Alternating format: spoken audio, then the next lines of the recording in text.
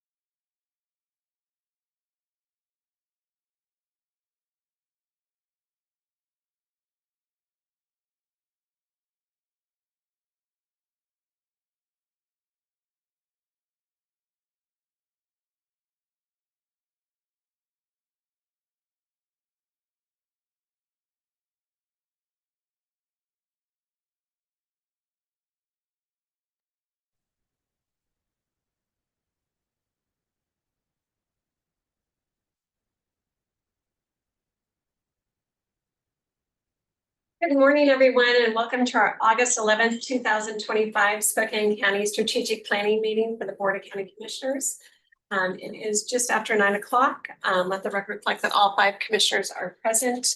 Commissioner French is on Zoom, but all the rest of us are here in the training room. And I do want to start off just to acknowledge what happened over the weekend and take a moment of silence for Sergeant Ken Salas. He was 30 years with Spokane County. He started off as a corrections officer and worked over to the sheriff's office. So many people at the county know him and appreciate everything that he did for the county, for our citizens. And so I would just like to take a moment of silence for us to just say whatever your thoughts are in silence for him and his family.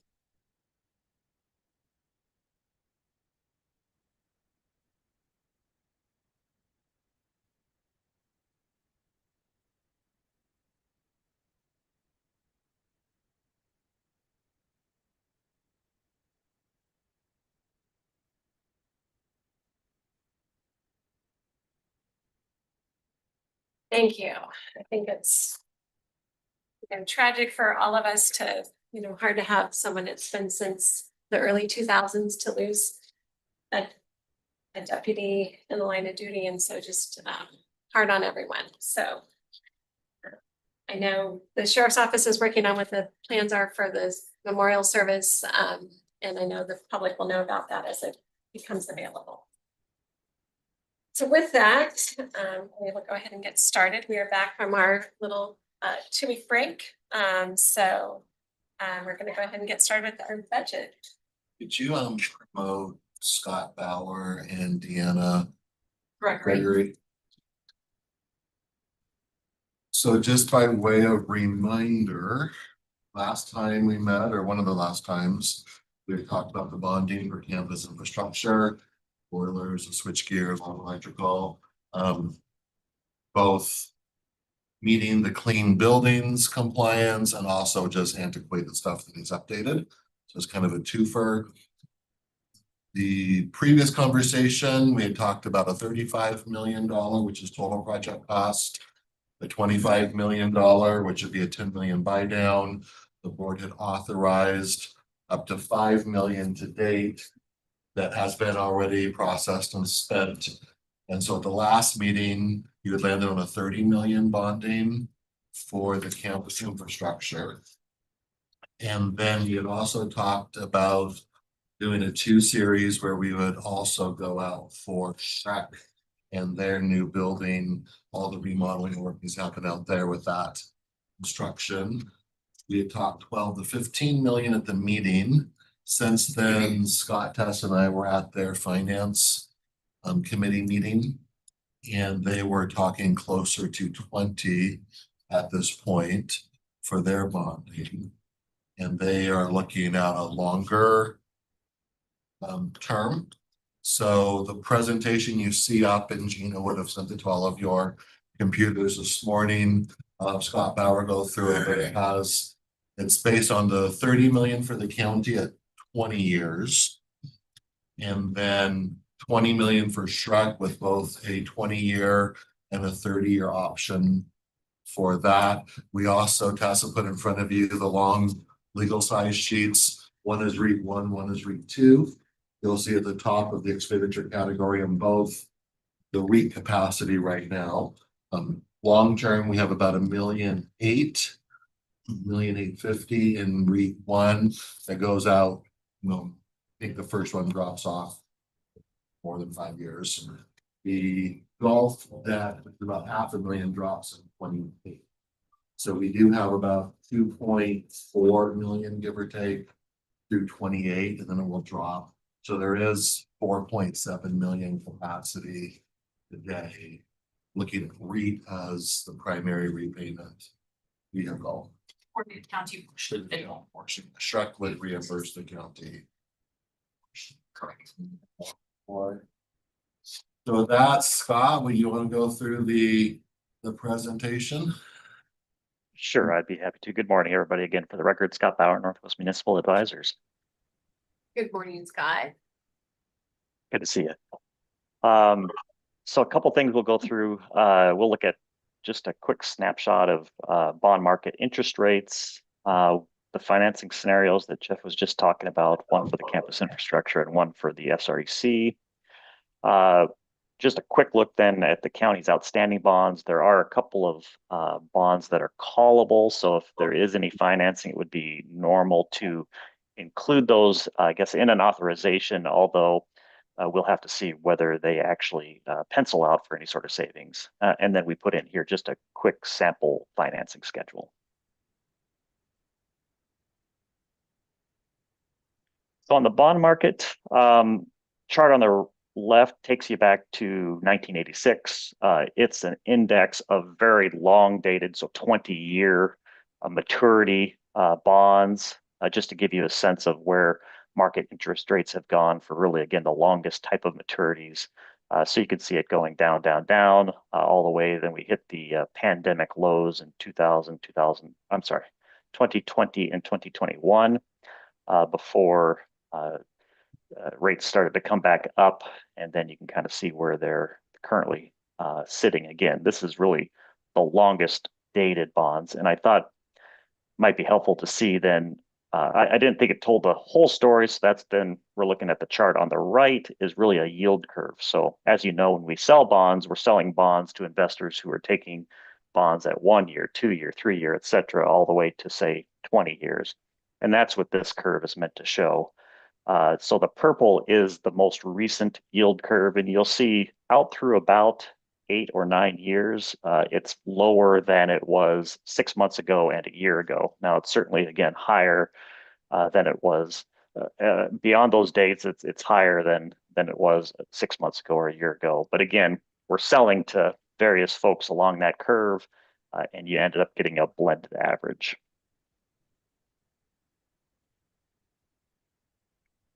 So first, looking at the campus infrastructure. So as was mentioned, providing $30 million. We've structured this in this example, level debt service, so equal payments each and every year, amortizing that over 20 years. And then looking at the table, I have run these numbers and the next set of numbers at current market interest rates, and I've added a 0.5% just for market cushion, just because it would be several months before these would be sold and locked in. So again, just for market cushion, I've added that. So for instance, this comes out to a all-in true interest cost, which is almost like an APR on your house. So this is taking the coupons and yields and the assumed cost of issuance and putting it into one single number, and that's the 4.94%. Again, if we took away the 0.5% cushion I put in there, today's market rates would be around 4.4%.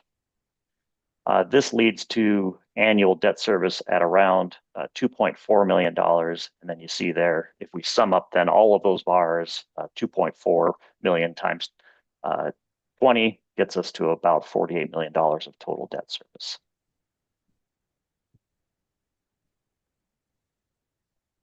Looking at the SREC, this provides $20 million, and we looked at it two ways. One was over a 20-year period, which is the blue bars in the chart, and then over a 30-year period, which is the orange bars in the chart. So you can see the differences between the blue column and the orange column. So again, the orange is 10 years longer, comes out to an interest rate that's about a 0.5% higher, because again, now we're selling bonds out to investors out longer. The benefit of going out longer then is a reduction in the average annual debt service or debt service payments each and every year. See that there at about $235,000. But of course, having a longer financing does lead to a higher total debt service cost, in this case, to the tune of about $8.9 million. And that's the scenarios. Before I move on to the county's outstanding debt, I could pause there for just a second if there's any questions, or capture questions at the end. I think you're good right now. Okay, we'll keep going. So here's the outstanding LTGO debt of the county.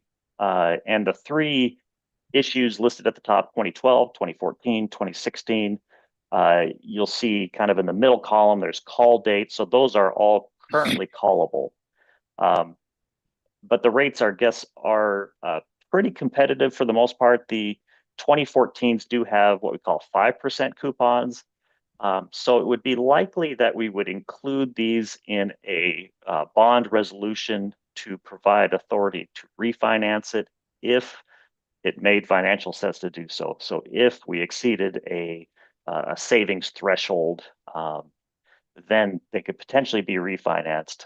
So it's more of a belt and suspenders to include it. But as I said, it's, you see the amounts there. The savings will vary somewhere between no savings and just a little bit of savings. But again, we'll have those numbers run as we start to move through any sort of financing.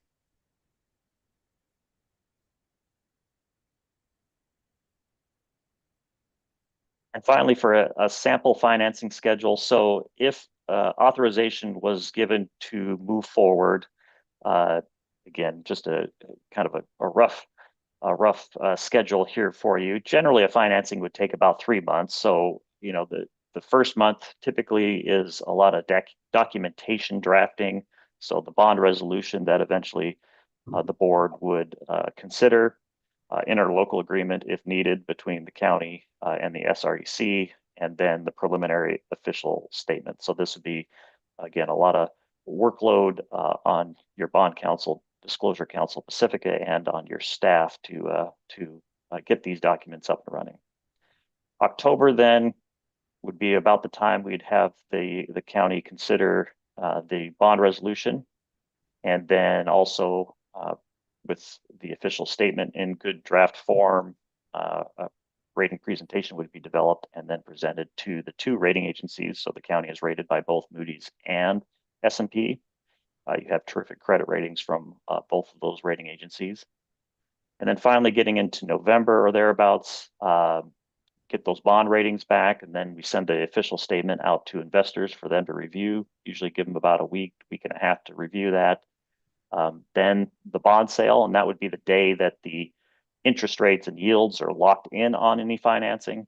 And then about 2 weeks after that typically is the bond closing. And that's when then you would have your funds available. I think I've hit the end of my presentation, so I'll pause here. So with that schedule, what are your, I know it's a crapshoot, but with the midterm elections coming up in November, first part, would we be hitting before or after that? It would be a push to do it before that, which isn't to say it couldn't be done. I guess at the same time, from my perspective, I think we are in an off-year election. So I guess I don't expect too much market upset this time around. But this schedule as contemplated would put us after that date.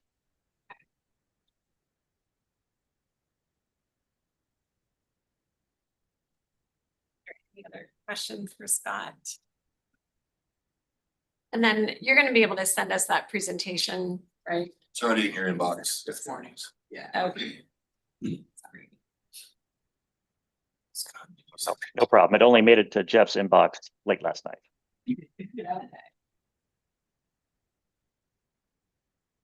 Update on my computer and I think it's like a screen.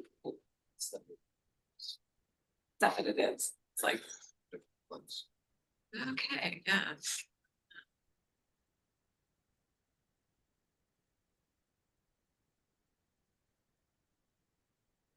We just got it.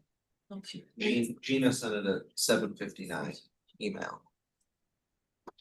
So that goes. I'll ask. While you're all looking, I'll just add a couple things to that last slide. Is that we could, just in terms of logistics, we could do 1 resolution or 2. We could do 1 resolution for each project or combine it into 1 resolution that would just authorize 1 or more series of bonds and then the 2 projects. And then Scott had an interlocal agreement if necessary. And I know it was mentioned earlier that the Shrek portion of the bonds would be repaid from revenue of Shrek, and that's what that interlocal agreement would capture, would be that repayment option that goes from Shrek to the county. So even though we anticipate that those dollars will not be pledged to bondholders. It would be a contract between the county and Shrek. So if there's ever a payment default or something like that, or something goes haywire, then the county has that contract to fall back on. But the underlying credit from the bond market perspective would be the county's LTGO, full faith and credit.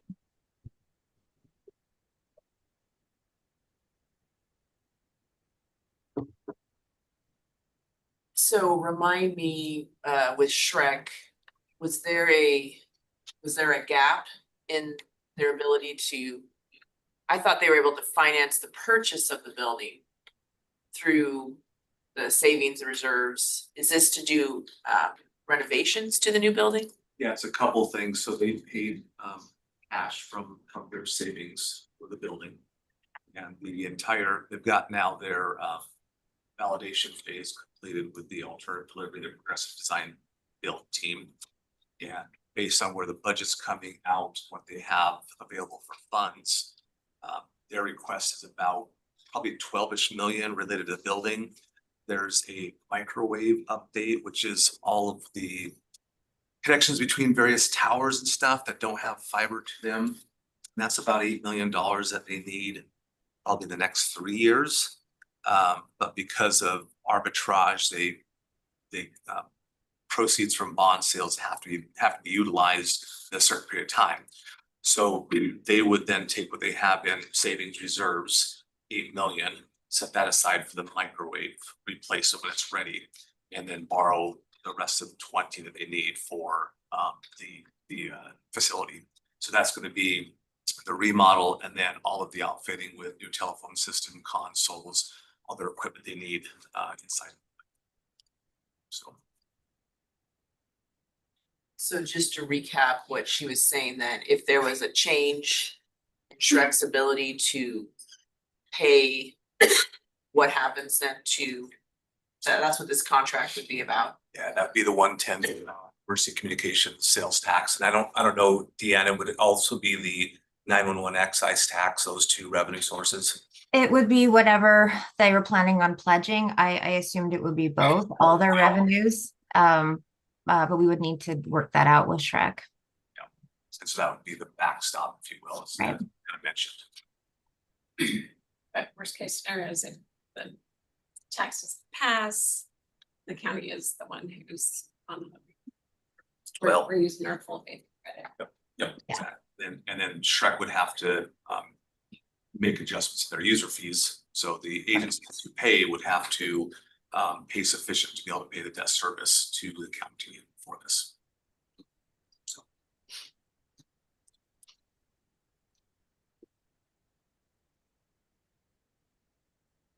So the 12 million is renovations of the building. Renovations, equipment, they have to outfit the whole thing with cubicles and furniture and telephone system. The telephone system itself is probably in the $7 to $9 million range. Their telephone system they use today is end of life. So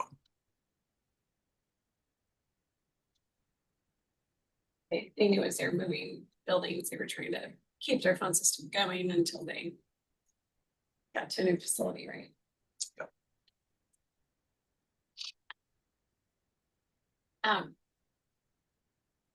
So one of the things, if you guys could do this for me, is on our schedule, like for REIT one, I'd like to see what potentially put in what the debt service would be. So That's on the REIT two sheet. so that's on the REIT two. Yep.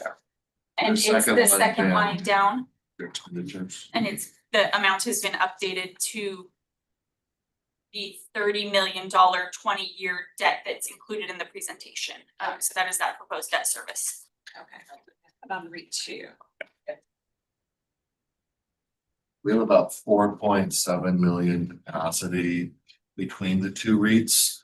And for legal purposes, we're kind of one REIT anymore. They're collected separately and accounted for separately, but they can be used for the same things now. So this would be using roughly half of the remaining capacity until the end of 28 when the golf drops off.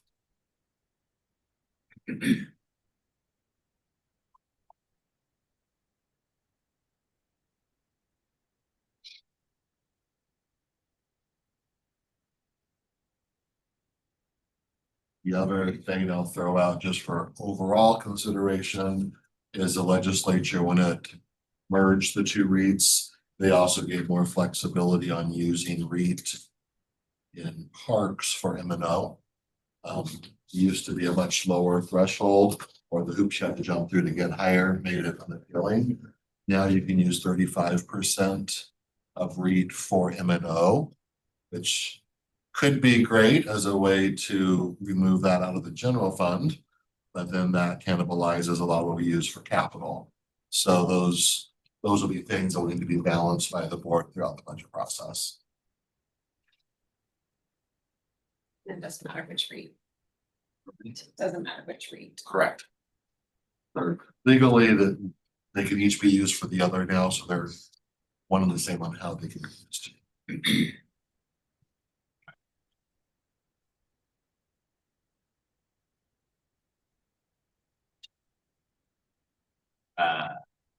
On the REIT two, what's driving the fund balance looking so negative out 2031? We put every project anybody requested on the list. Okay. So there's no prioritization, no yeses or nos. We are capturing everything that you guys will then go through during the budget process. So I wouldn't let that long-term negative scare you, because it is more of a wish list. It's just showing everything that could. Everything that people have thought of as an opportunity to use. And we intentionally, when we test updated this, Jeff and I went through together, we pushed a lot of project start dates out to 28 to allow for the debt to be taken on in 2026. Again, those are all assumption basis, what we know that's out there, but hasn't yet been prioritized in the year that the commissioners want to utilize the funds. Pretty much left, if it was already started, we left it in 26 or 27. If it hadn't started, we pushed it. So then the board can come back and the process if there's stuff you want to pull forward or not. Commissioner French? Yeah, thank you, Madam Chair. I don't see on the list, the purchase of the property there south of the fairgrounds. What were you anticipating might happen there? I realize that's a 2 or 3 year out project, but if you're going to include everything, shouldn't that be included, or are we abandoning that land and our first right of refusal? Commissioner, this list is only representative of what the commissioners approved as the 6-year CIP last year. So when we go through that process on capital, there'll be refreshes to this list. So we just use last year's list to help inform on this conversation. But we'll follow up and make sure we get a capital request listed for that potential project.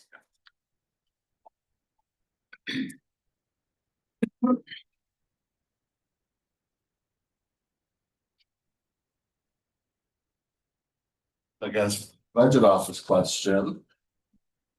Is the board ready to move forward with something?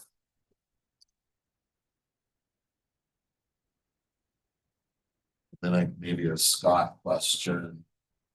Like does Shrek need to take some more actions, I assume, so that I guess the timeline of Shrek and the board and decision making. I think, yeah, Shrek needs to know we're willing to go forward, so then they can move forward. Because they don't have the ability to bond it without us choosing to bond it, so it's really kind of our decision first, and then. Because that was the one to piggyback. Yeah, and then they can make that determination.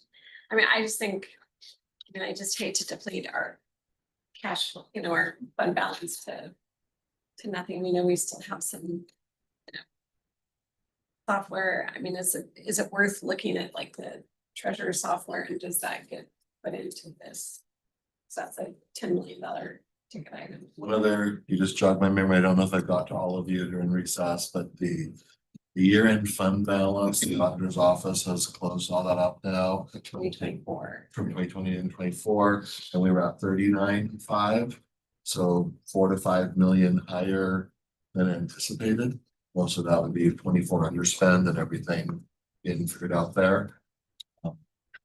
Just remind you all, the board did make a decision to use 4 million.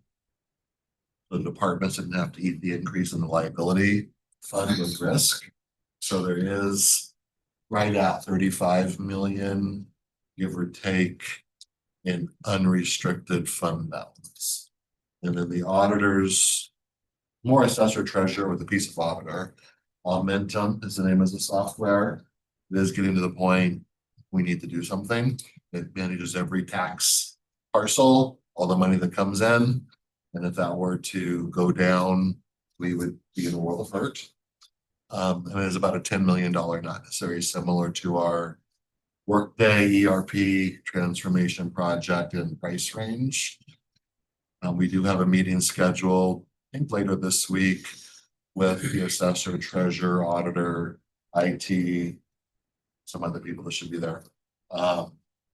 Just to kind of from the staff level, make sure we're ready to go. And then if everything's a go there, we'd be bringing it forward to the VOCC on that one. But it is one, if we don't pull the trigger soon, which at this point I think we probably should, but it's not this year, it's going to need to be next or shortly thereafter. Just the reality of our systems are duct taped and zip tied together at this point. So I think we'd want to be just checking with Scott on that too, because again, where fund balance sits affects our bond ratings, if I'm not mistaken. You know, it's just the healthier they are, the better the bond raters like it. You're right. I mean, that is definitely an aspect that they'll look at for the county. That's for sure. We do have this separate $50-ish million Right. 2-month fund balance that's restricted because it's there for the purposes you just stated. We'll get all that to spot like that. And I would say, Deanna can confirm, but it's likely, probably pretty easy to add an extra, you know, description. We can set a maximum amount for some of our initial resolutions. That, you know, if we decide we wanted to slide the momentum in, it could be pretty easy to do so, later on in the process. Yeah. I just want to see what it would do to our numbers and that too. Yeah, absolutely. From a resolution standpoint, we can add in the principal amount and the project descriptions and then go from there and delegate the authority to move forward with those at a later date. I think it's a good idea. I mean, if it's as bad as Jeff says it is. I'm just repeating what I need now. This is my personal area of expertise. Computer program being duct taped together, you know, it doesn't sound too great. It's the tax system. Yeah, and I mean, with everything we've done with Workday and all that, with that I mean.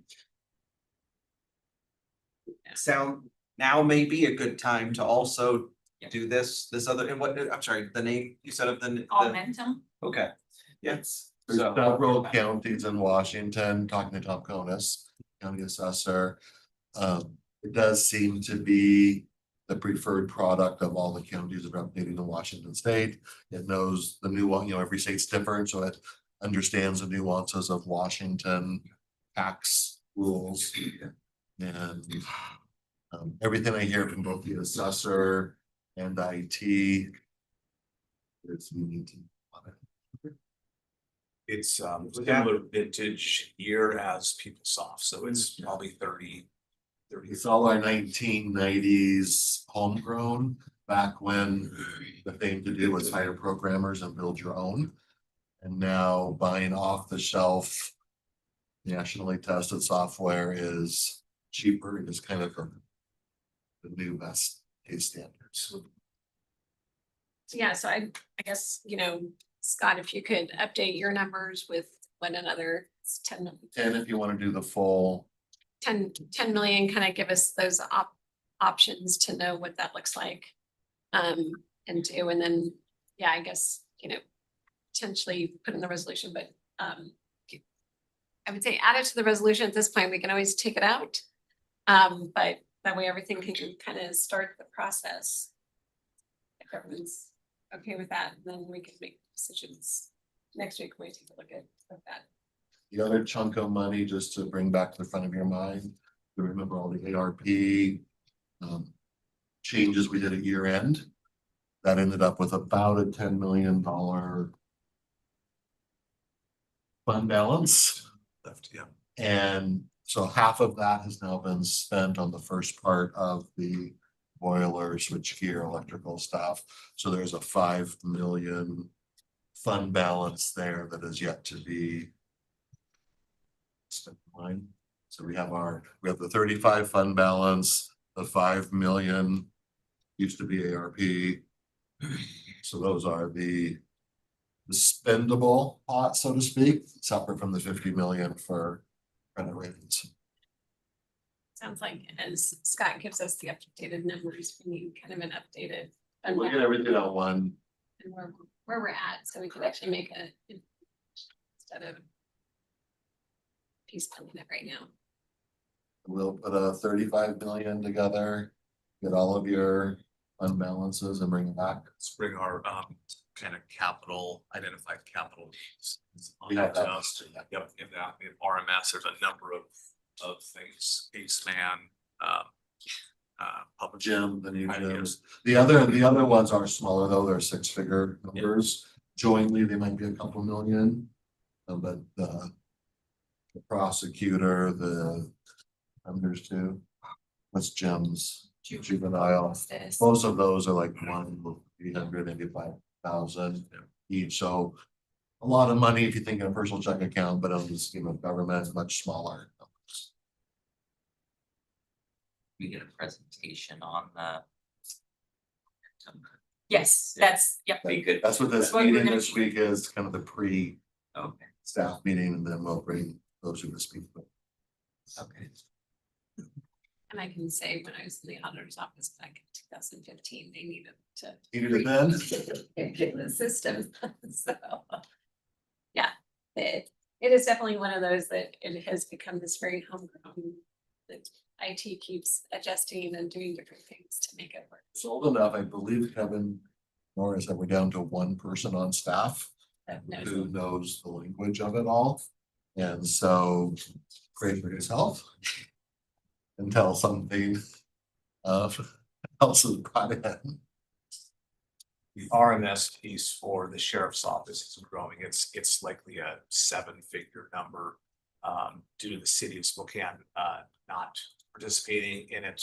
So the spread of the capital costs and the ongoing subscription will be higher than what was originally estimated. I think it's $1 million the last time I saw for the sheriff's capital portion of it, the RMS system. We'll have those all updated in kind of our outstanding capital items that for more consideration. And I think, too, I mean, if we're gonna bond, it's like better to go after some of that, that is long-term items. I mean, I don't want to go after stuff that's, gonna be a short-term shelf life. So, but I know the tax system is definitely that. Some of those others may be. And again, what does that do to here? And then, do we hopefully that, we can decide on kind of what the most that we would look at, and then we can just delegate that to the chair to reduce it. I'll be talking about it. But at least then we can get moving on everything. So, Shrek. What I do want to do is agree that we're going to do some kind of bonding. So that way we can let Shrek start their process. So. Has Shrek, at the meeting you were at or otherwise kind of done some, I'm just trying to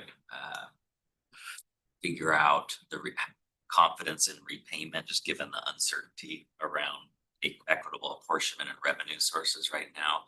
Do they have confidence that, I guess I'm wondering, if the equitable apportionment occurs, would the repayment require an increase in user fees or a substantial change to the way that they use the other two revenue sources, or not? Yeah, they're working through their budget process as well, and there's a lot of uncertainty as you're all aware as to how much of the funds will remain with Shrek. What that will do to the user fees. So that's part of the discussions for that board to say, okay, if we're gonna take on this debt, what's the future of user fees? And all the agencies are gonna have to be leaning into an interlocal agreement to sign back with the county to commit those funds and realize that there might be some changes to user fees, which are kind of unknown right now. There's multiple scenarios you can run depending on if this, then that. So those are all the things that they're doing to evaluate that. Commissioner French? So with regard to the Shrek and the communications, that ends up going back on the ballot, I think, either next year or the year after next. And if that doesn't get reauthorized, that revenue stream is going to go away. What do we do in that situation? Higher user fees. That's what Scott was just talking about, that it's gonna have, if it goes away, then user fees get increased and everybody pays for it. Because you still have to have the system. Which is why we want to do everything we can to ensure that we keep the citizens confident in us and in Shrek. And I think if with the equitable apportionment, if this, we've offered to the city, we know kind of the range of what it's gonna be. That's not gonna significantly affect the user fees, because then it's also the, the charges, that the expenses that go back against it. So. Yeah, That's Yeah. not gonna affect. no, I mean, the work because those goes expenses away. go away. Yep, the work goes away, goes with the city. So I don't think that will have an effect on it, other than the confidence of our citizens as to what it's paying for. But it's still providing the funding for the city as well as the rest of the county. 911 tax, 110. And I think it's 2028. I think it was 18 was when we did it. So 2028 is when it's back on the ballot. Unless you all decide to go out earlier. Yeah. Yep. Another question, Chris. So I assume these things are operational necessities and the time frame is short on needing to move them from Shrek's perspective. The towers and the building improvements. Yeah, yep. And then on their reserves, I assume they don't have the reserves to cover it, is what you're saying, that the bonding is the only way to do it. Yeah, the board has looked at the building budget presentation with all their capital cost needs, the contractors, the equipment, the new tower out at the facility, what they've already purchased for the facility, what would be remaining. Still, they try to also do something similar to us, is in keeping a couple of months of operating reserve in their reserves. So that's kind of the outcome of here's what's remaining that's needed to be able to bond for.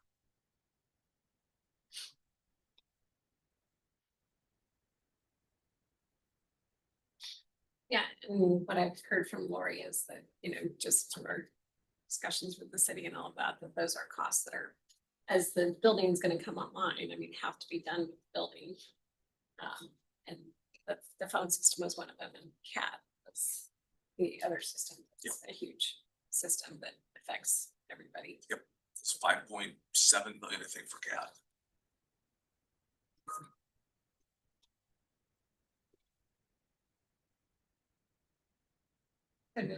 We'll package everything together you talked about and bring it back in the next week or two.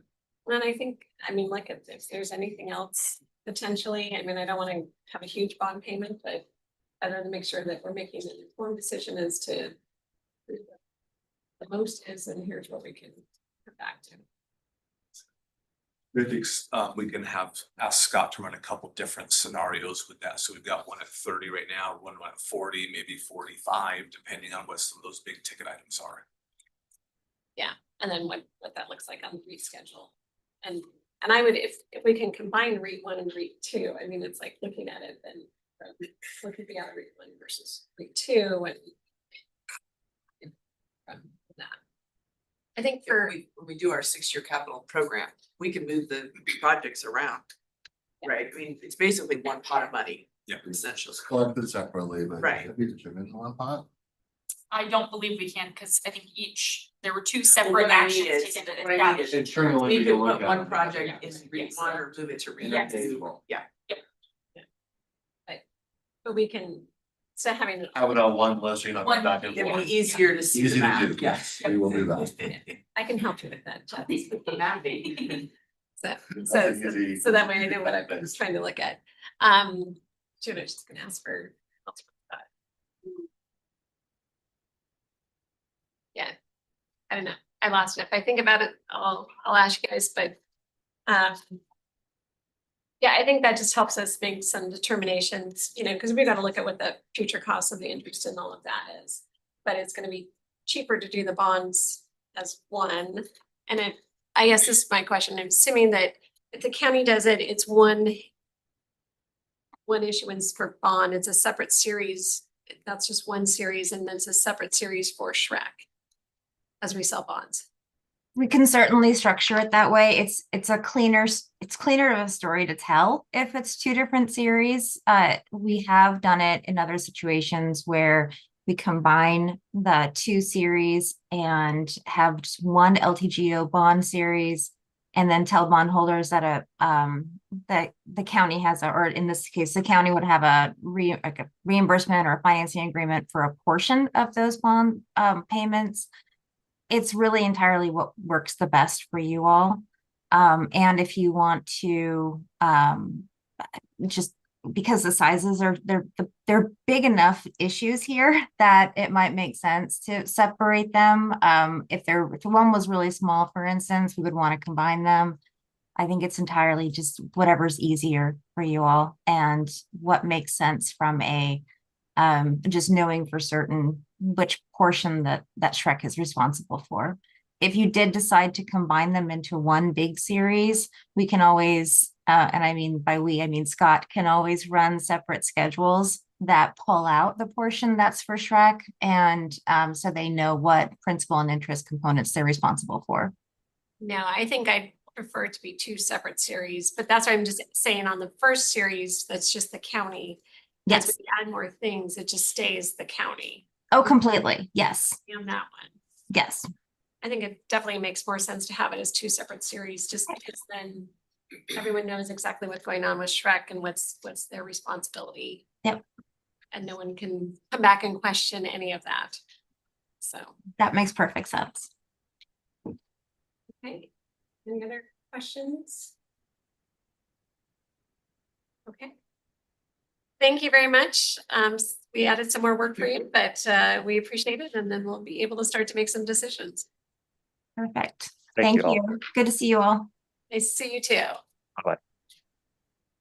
Then next we have, Dana Wilhite's gonna join. A lady Carol C has passed away. A while back, and she has left a portion of her estate to scraps. Diana is her personal representative, to use Jim Avicio's term. And so with that, it's actually a large sum, $126,900. It's fairly open-ended. The one ask is that we put a plaque. Just a short little plaque, beloved friend whose heart and home overflowed with love for every cat she touched. And then hang this needlepoint that she did somewhere in the facility to commemorate the. Want to speak to her? This is a picture of Carol. And so, I became acquainted with her a number of years ago, and she has no family. Her parents passed away, brother passed away, and she was by herself, and she needed someone to help her with things. And so, I started taking care of her. Eventually, I took over her finances.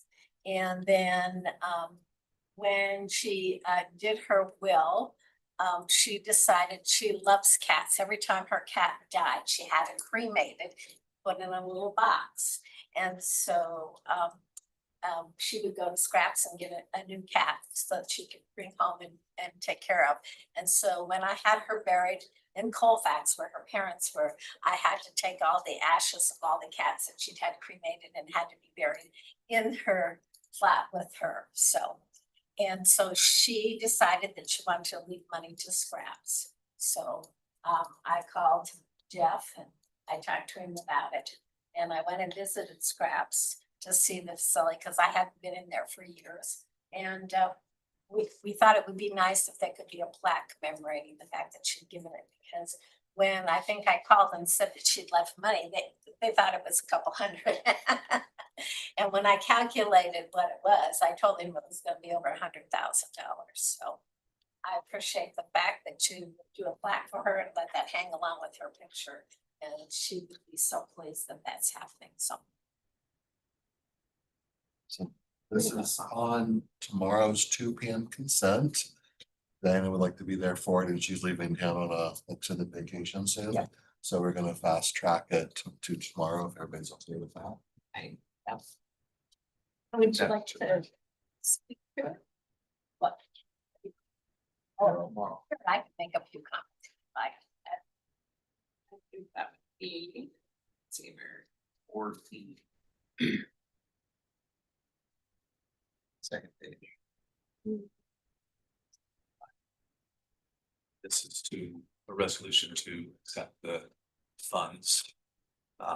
And then dedicate those to scraps. Okay, and if you'll let me know how to make the check out too, I can have it there and give it to you. At the 2 o'clock meeting. Yeah, so we can take that one separately, Diana, and speak to it, and then we can take a picture with you, Okay. with that. Yeah, it's not a huge difference in the two numbers, but on the agenda and the one in the resolution, the $2 amounts are different They're not, by a couple $100. it went down. Does the agenda still say 127? 126.9. Resolution, I updated that. The resolution says 127.2. The agenda says We 126. went through and so wrong one got attached somehow that, because Okay. I sat with Gina when we went and changed it all. It did get reduced by a few $100 for a tax thing that the estate did today. I just wanted to point out the two number, at least in the one we have here. Work with Gina after this to make sure. So then, 126.9. okay, and then I would request, I mean, just saying for needlepoint to do a memory plaque, can we do it all as one, and if we pay for it out of those, Oh, yeah. those dollars? Yeah. Actually went into the resolution that will be paid for out of the West. Yeah. And, Jeff called and asked me and I said, that's fine. Okay. And I think having it all one, so that way it doesn't get separated and people don't see it as. Okay. I think, bigger, They know how to make it artistic and yes, The people. a good framer knows how to do all that. Okay, that would be fine. I mean, whatever. I think that way it ties the needlepoint With the to plaque. that with the plaque. For the generous donation that she's chosen to make. Thank you. Okay, Thank you. great, thank you. We will see you tomorrow. That'll be fun. And so, yeah, bring the needlepoint with you Yeah, I will. tomorrow and we will take a picture and honor her. It's great. two other hopefully quick things. If you look at page 5 and 6 in your packet, you will see the proposed schedule for budget. These are your Monday meetings, including next Monday and then September through the first 2 weeks of November. We have, you'll see a few of them in your packet are green. Those are the ones that we actually talked to the department. They're scheduled once we need to change them. Like 4 of those, but we've kind of went through and given a best guess to departments that will need more time than others. Tried to the extent possible, group together items that would, the day is a law enforcement day or a public works day or what have you. And Gina has sent around a placeholder, save the date for all of these. So it'd be your Monday mornings, starting the Monday after Labor Day, the 8th. It'd be morning sessions from 9 to noon, an hour and a half break, get some lunch, return some phone calls, do what you need to do. And then a 2-hour afternoon session from 1 to 3:30. And that would allow believe all of our departments to come through and give updates to the BOCC, answer questions, talk through their budget.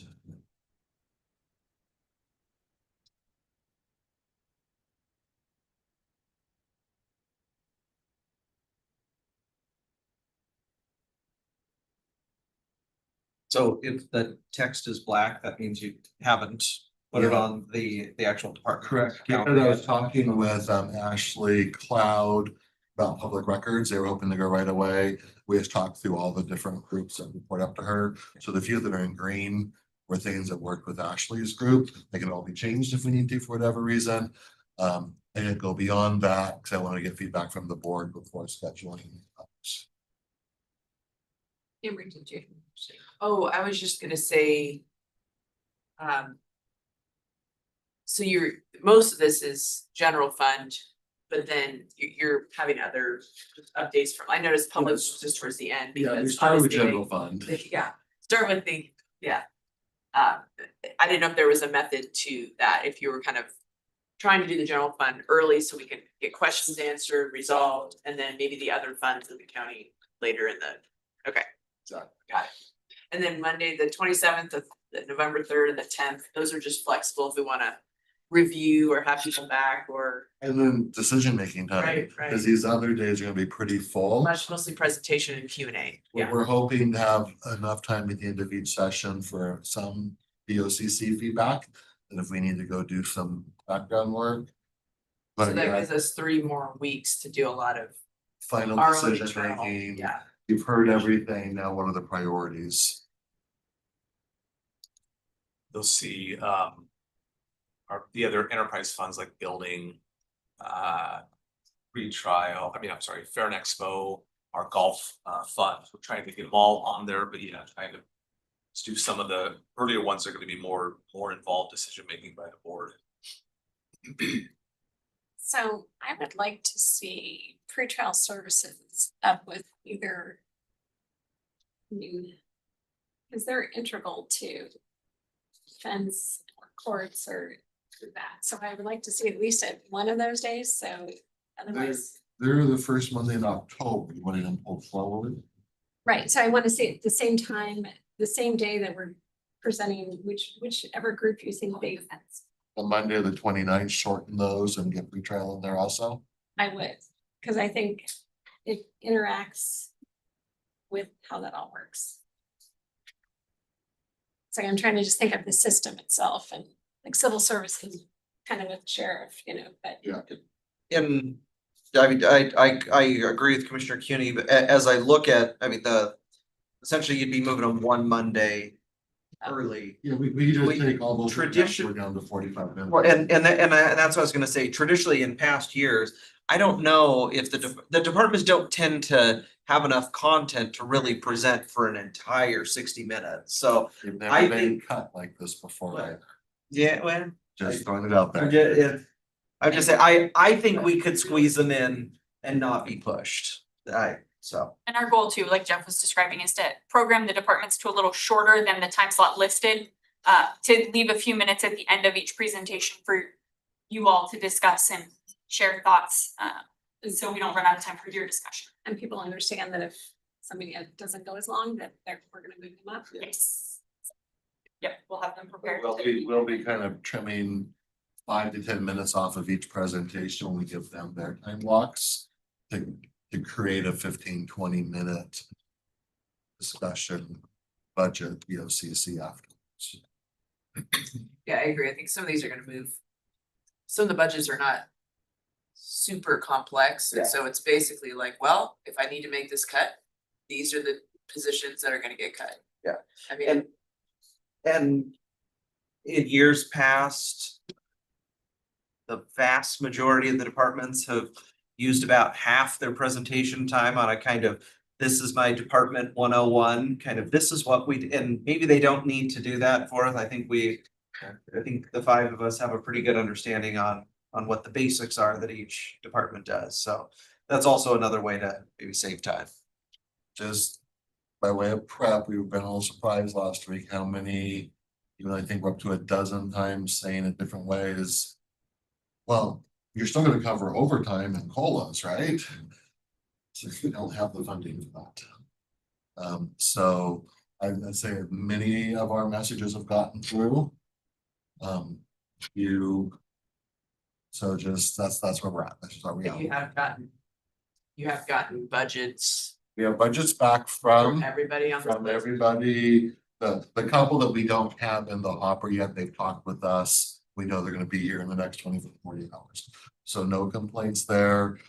Out of the 29 budgets, 13 are over budget in their current format.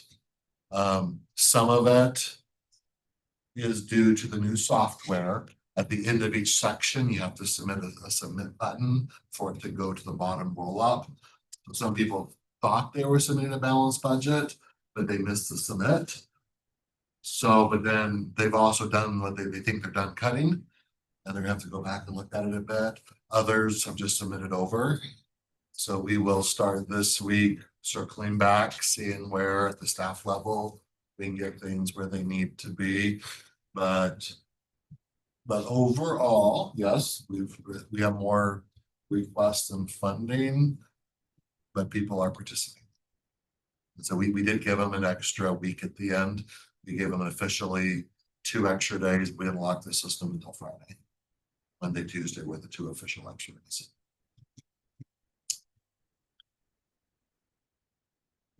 When we had our kind of department head meeting, elected official meeting over at the Public Works building, I was surprised how few questions there were. I know from all that have folks followed up with you guys after that fact to clarify. What was it? Just they were a little shy to ask in that setting, like, or had you guys just already answered everyone's questions to where they didn't have them? Some things come up. I'd say it's when they come over for help on the system. Okay. And then that leads to conversation that can bring up some questions, more than just people calling questions. But my takeaway from that meeting was resignation at the inevitable. I think we're really in a place of more frustration than questions, so to speak, just frustration our reality. You know, it's not a happy place to be. But yeah, aside from those that still haven't, at least up until last week, haven't fully understood the number that you were given is your all in. It's not that plus anything. It's not plus overtime. It's not plus COLA. It's not plus step. That's the number. On the positive side, financially speaking, there will be about 390,000 more coming in with the Valley police tax measure passing. The county gets the 0.15 off of that. So if the newspaper reported correctly at 2.6 annually for the Valley, that'd be just shy of 400,000 to the county. And we'll be back next week. That Jason is crunching the sales tax numbers and they're up again. You know, it's kind of been a whipsaw up and down this year, but they are back up. We're actually over 2% now year over year. If it annualized at this level, we would almost make up the full 2 million that the 25 budget spends general fund. So it'd be enough to get us back to starting at 0 instead of in a deficit because of general fund spending. So they're, you know, it's not going to give every department what they want by any means, but a little bit of positive on the revenue side there. And we'll go into detail on that next week. And just clarify on that, if we annualize at 2% on sales tax, does that take our projected deficit from like 20 to 18? Is that the 2 million difference? I get what you're saying about digging out of a hole, but we're still looking at a $20 million Right. anticipated deficit. Okay. We're at each 1% of sales tax increase is about 800,000. I think we're at 2.2, so it was about 1.8 is what Jason was figuring. And it would really be only to the extent that that trend holds. Yeah, Commissioner, you're right. and the commissioners were comfortable with upping the projected sales tax growth beyond what it's currently projected. Yes, okay, thank you. And so with that, the Valley's measure passing and us having those additional funds, I think what those funds can go to and what purpose is, because Valley certainly had a purpose for what those funds would. So I mean, I think we need to look at, you know, what both those things are, because that's constituents that have voted for that. So. But it all has to go to the sheriff's office or anything like that, but I think we gotta look at what can it be spent on? And I think we've got to be purposeful in how we choose to say we're gonna spend those dollars, Honoring the will of the voters. so. We'll be bringing a bunch of that to you next week. Just to back up here, is everybody good with the presentation timeline? Can we start notifying departments? It might shift some based on Yeah, I mean, I think department availability. I still wanna kind of, I mean, you can start letting people know, but I still wanna kind of look and see if there's other. Like having pretrial services move up and. Because just to make sure it all. And likely, Makes sense. as Jeff and Tessa reach out to departments, it may not fit their schedule, their availability, so this will probably be a live morphing document. And one thing that we were going to do is when district court presents, we're going to have them speak specifically to their therapeutic court or mental health. Some of the trends and outcomes and participation by their jurisdictions, that sort of thing. So we want to try to fold that up there as well. And I would say it'd be good for Superior Court as well, because they've got. Joint courts and. Courts as well. Yeah, we've slated on the Monday, October 13th, a mental health sales tax discussion, where we'll have all the groups that receive mental health sales tax funding prepared. So that would be both the court programs, Justin Johnson for community services, and then potentially public defender, prosecutor. They all receive detention, they all receive funding as well. I think they should be talking about as part of their presentation, because otherwise it gets disjointed from what they're saying about the budget. So. And I'm sorry, what date did you say that was? Monday, October 13th. Is we're looking at doing Okay. specific to the courts. We have the courts with the clerk on the 22nd. Right. We thought that would. I think if we did all of it at one time, it's more than any one block of time. Could cover, you know, it'd be nice maybe do the other one the same day in the afternoon, but we also, you know, detention services needs to be front loaded. They're one of our more challenged budgets. So I think having that conversation early on. We could move the clerk to the afternoon. To allow more time for the courts to talk about. I just think if we wait to talk about that separately, I mean, we still have to look at it holistically within their. It's funding for their It is, budget. it is funding for their current budget. And we can still talk about it later with Justin as that separate side, but if we don't. Talk about it here, I just feel like. We need to take a few of these afternoons till 5 p.m. If we want to do like just a long day on the 22nd, move the other one up. Because we're also thinking the clerk plays in so much to how the courts, particularly Superior Court. They basically support every. Yeah, and if one changes, it impacts the other. Right. So, you know, maybe we do just a longer day in the afternoon of the 22nd. Move that section from the 13th forward. If you guys are willing to stay till 5.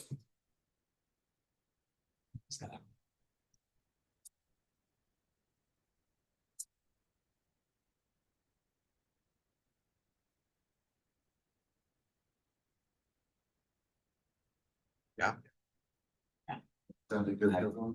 I've got to let folks know a standing medical meeting or appointment at 3 regarding my daughter on Monday, so I may need to. Check out occasionally. I'll see if I can get that figured out. So. Yeah. I think I know there's a couple times that I may be in and out, so. I think it's just gonna be, just what it is. The 22nd, we will move to a 5 p.m. And we'll take the mental health sales tax discussion that afternoon also. Well, what I would maybe add, I would add the clerk to the afternoon. I mean, Put that in the morning and put the clerk of the afternoon. yes, because as we're talking about the courts, I want to talk about all the courts. And then, again, it's just moving Clerk over. the clerk over to the afternoon, Okay. who can still talk about what happened in the morning and all of that, because all I of. don't know if he wants to participate. He can sit through the morning too. Yes, no, I would hope he would be there. So, till 10. The ones that are like mind to mind, I want to kind of have them all here for the full discussion, even if it's not part of it. When that makes sense. Right. Well, and I think it's good for. Even, Chief Hooper to be here, I know Mike will be here, but. Because what happens in the courts determines what happens. In custody, and I think too, having Justin. There as we saw, is the stabilization center having the effect that we hoped it would. So we're reducing the people that are getting into the. The specialty courts. Guess they're going through the stabilization center. So, that's why it's just gotta be all. Same time. There's a lot of. Orchestrated. That's why we're bringing it, our goal was to do that, but more eyes bring better ideas too, so. So. I know, those are the ones, that, again, trying to think through all of this at once, is, Yeah. I'll give you more ideas. I'm gonna later. go back to our calling people in the next 5 minutes, so if you guys have other ideas, just let us know some point today. I think it's a great list. I see you have the one evening budget roundtable listed on here. Can you add the other 2 afternoon ones on, just so they're on the calendar there? The other Tuesday afternoon ones. Yeah. And then I guess it'd be more of a question for Pat. We have a plan for the public outreach for the roundtables? Yes. We good. That's all I needed to know. We'll talk about the state of the county as well. All right. We're gonna- That'd be a good we're gonna put opportunity. Put the dates and times of the budget roundtables at the state. of the And once the dates are set, we'll put out a press release and then we'll start promoting on social media. For the commissioners that have newsletters, e-newsletters, good opportunity to flag them in there as well. We'll make those changes and I'll email it back around to all of you. Later today, so you can make sure we capture the effect of all of you. But reaching out to people. Anything else for us? Do you have, is that your continuation of Bucking County budget discussion? I think that's all we cover right now. Yes, we're over. I could do my miscellaneous in 60 seconds. We'd be totally done with that. You can do your miscellaneous. GSI's contract, they submitted their first 6-month payment. This is just all on me. I submitted it through for payment, forgetting we had to do the contract separate. I was thinking of passing the budget, we're good to go. And then it bounced back, of course, and then it was recess. And so we're just late on paying their first 6 month, the 200,000 that you passed in the budget. So we do have it on the 2 p.m. tomorrow to expedite it. So the chair signature will be officially recognized and authorized. And then we'll get that submitted. So unless somebody has a concern with that, you'll see that on 2 p.m. tomorrow also. And just the contract From the 25 budget, what we've already said we're gonna do them, it's just making the payment official. Should giving them the money. Legally. So that's why you'll see that, it's just the contract. We can pay it next. I'll sign it, or just, we just sign the resolution. I already had you sign it, but the resolution is stated to, Okay, I forget the term, Amicio gave us, but to recognize the authorization. okay. Very good. Ratified. Ratify, that's our word, that was close. No, okay. Okay, that's gonna take us then to, thank you, lots of info. Take us to, Scott Chesney. And by the way, commissioners, the resolution for the acceptance of the donation in tomorrow's afternoon. Sent is the correct one, so we don't say that. Is the one that was attached to this morning's briefing. That was the.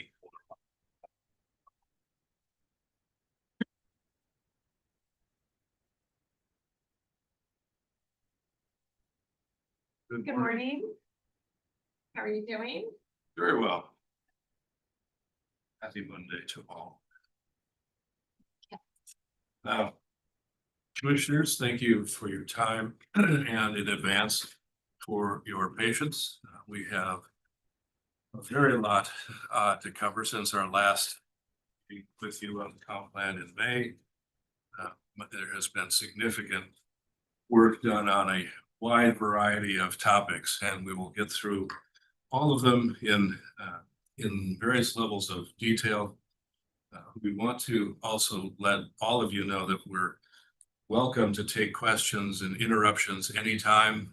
We will all take a pause for air at the end of each major topic and see if there are thoughts and questions about that. We're going to go through things that have changed since we last saw you in May.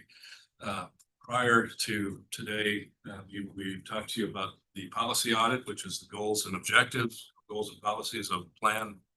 That work started earlier in the year, is continuing, and will also focus itself back based on some of the work you'll hear today and now over the next couple of months. And you will see an update on that when we come back to you in November. We talked to you about placemaking, and some of those principles are now finding their way into the EIS alternatives discussion that we're going to have with you today. We briefly touched on our initial foray out into our rural areas, our rural towns, which was very interesting. That has led to more detail on our critical areas ordinance, which we have for you today. It's also provided some additional information and direction on wind energy and agritourism, all of which will be before we're done here today.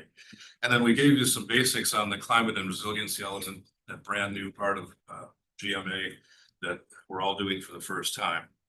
And then finally, you've started hearing about the EIS work that we've been doing. Today, we'll have quite a lot more discussion on that. And importantly, we're going to be asking for kind of a head nod to go ahead and start studying the bookends or the alternatives that we'll be then looking to bring back to you for a decision later on in the year. For more detail, in your packets today were 3 white papers, one on housing, one on wind, one on jobs and job growth. I encourage you to look at those in more detail, and we can also use those to take questions as we move on. So with that, next slide, please. First up, critical areas. You can you can see here, we're working on, through our consulting team, understanding best available sciences, how that's changed from earlier parts of critical area ordinance. And there has been some significant change. As we hinted, this also has impacts for our rural areas in much ways, but looking at some of the various elements that are affecting how land is developed. Yes, please. You've done what's called gap analysis, and that's very simply, it's the distinction between what we have and what the best available science is telling us. That working draft is being studied by our technical advisory teams.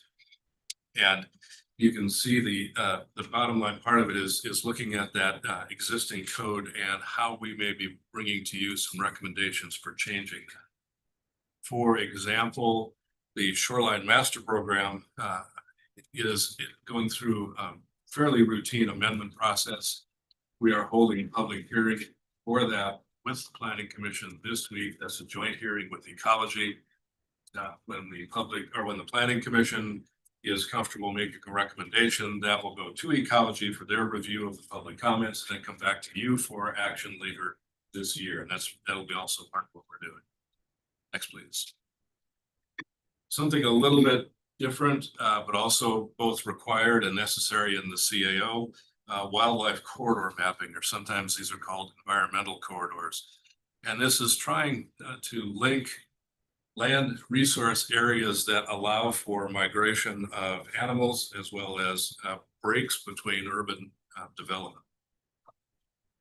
Working specifically with Fish and Wildlife on work on this, and we will start to see some maps coming in later in the summer and fall with that. Next, please. So climate and resiliency, we've kind of laid out the basic 4 attributes of how we're going about doing this to be compatible with the GMA and with the things that we're being asked of. And we've highlighted the obvious one at the bottom. Why are we doing this at all? Well, because we have to. It's new, it's required for our elements. And we're finding some very interesting things. Next, please. We've kind of put this into a context of more of what we would consider day-to-day issues. So what does the resiliency side of this mean? It falls directly into neighborhood planning and in working both with our builders and developers, understanding how planning for resiliency with tree canopies and other things can ultimately provide a better quality of life, perhaps a more profitable product, and you know, provide that choice for people who want to move here and live and expand. And that kind of falls off into building and development codes. The energy code is always a challenge. It just gets more and more complex and more, in some cases, burdensome. We're trying to put it at least in the context of how does that affect a practical part of resiliency? And then other things, thinning, water conservation, parks, open spaces. So we're trying to put resiliency into a context that makes sense for you know, an average citizen or for the builders and for the developers. Next, please. One important part of that is recognizing that we've got by our data counts over 43,000 outdoor workers in Spokane County. And while this one doesn't list them specifically, that includes a fairly sizable share of the county workforce in public works, in parks, building. Our building inspectors are out, you know, today in 95-degree weather. And so some of this has a very direct and personal impact on workers that are outside. And then, of course, obviously, notably in agriculture. Next, please. The next few slides are showing you findings from this last body of work that are now in maps. These maps are available at a bigger scale. For today, they're small. Even at small scale, they're very illustrative. And this one is heat and smoke events related to that. And what you can see is this enormous red area. And that is what's called direct exposure. These are places that are in the woods. They are in grasslands. They are in areas with very direct liabilities, exposures to smoke and heat. They're a little bit harder to see. The orange areas are called indirect exposure, and those are generally around the cities and sometimes around resource areas. We don't always think about them as much when you think about the fires in Medical Lake, but some of you may remember smaller fires started just off Thorpe to the east of the Medical Lake fires. And you know, that in hindsight, talking in our research and talking to folks, there was actually some real emerging fear that the winds would come up and push that across 195 and go straight up to South Hill. And so, you know, those of us in the city are not nearly as isolated from this as we think we are. Next, please. Here's a map showing kind of the exposure of older adults to heat and exposure. And the darker colors, the brown especially, are the confluence of both higher heat and elderly or older adults. As we all approach that definition of older, it's harder to define that, it's more uncomfortable to define that, but it's there. And so what you can see is in those dark and light brown areas, we are leaving our citizens and residents at some risk, and those are just higher percentages. Next, please. This one is related. The map here is showing in that the dark brown area, and the what looks like to be the red area is actually a series of boundaries around ag lands. So the dark area is so predominant throughout the county, and that reflects a snowpack depth 80 to 100% under normal. That is not good news in an area, as you can see the slide, where the vast majority of our agriculture is not irrigated. Now, we do depend on that snowpack, we depend on the rivers, we depend on the rain and things that come off of that. So absent an irrigated system, Spokane County is at significant risk for continued and worsening drought. Next, please. And this is.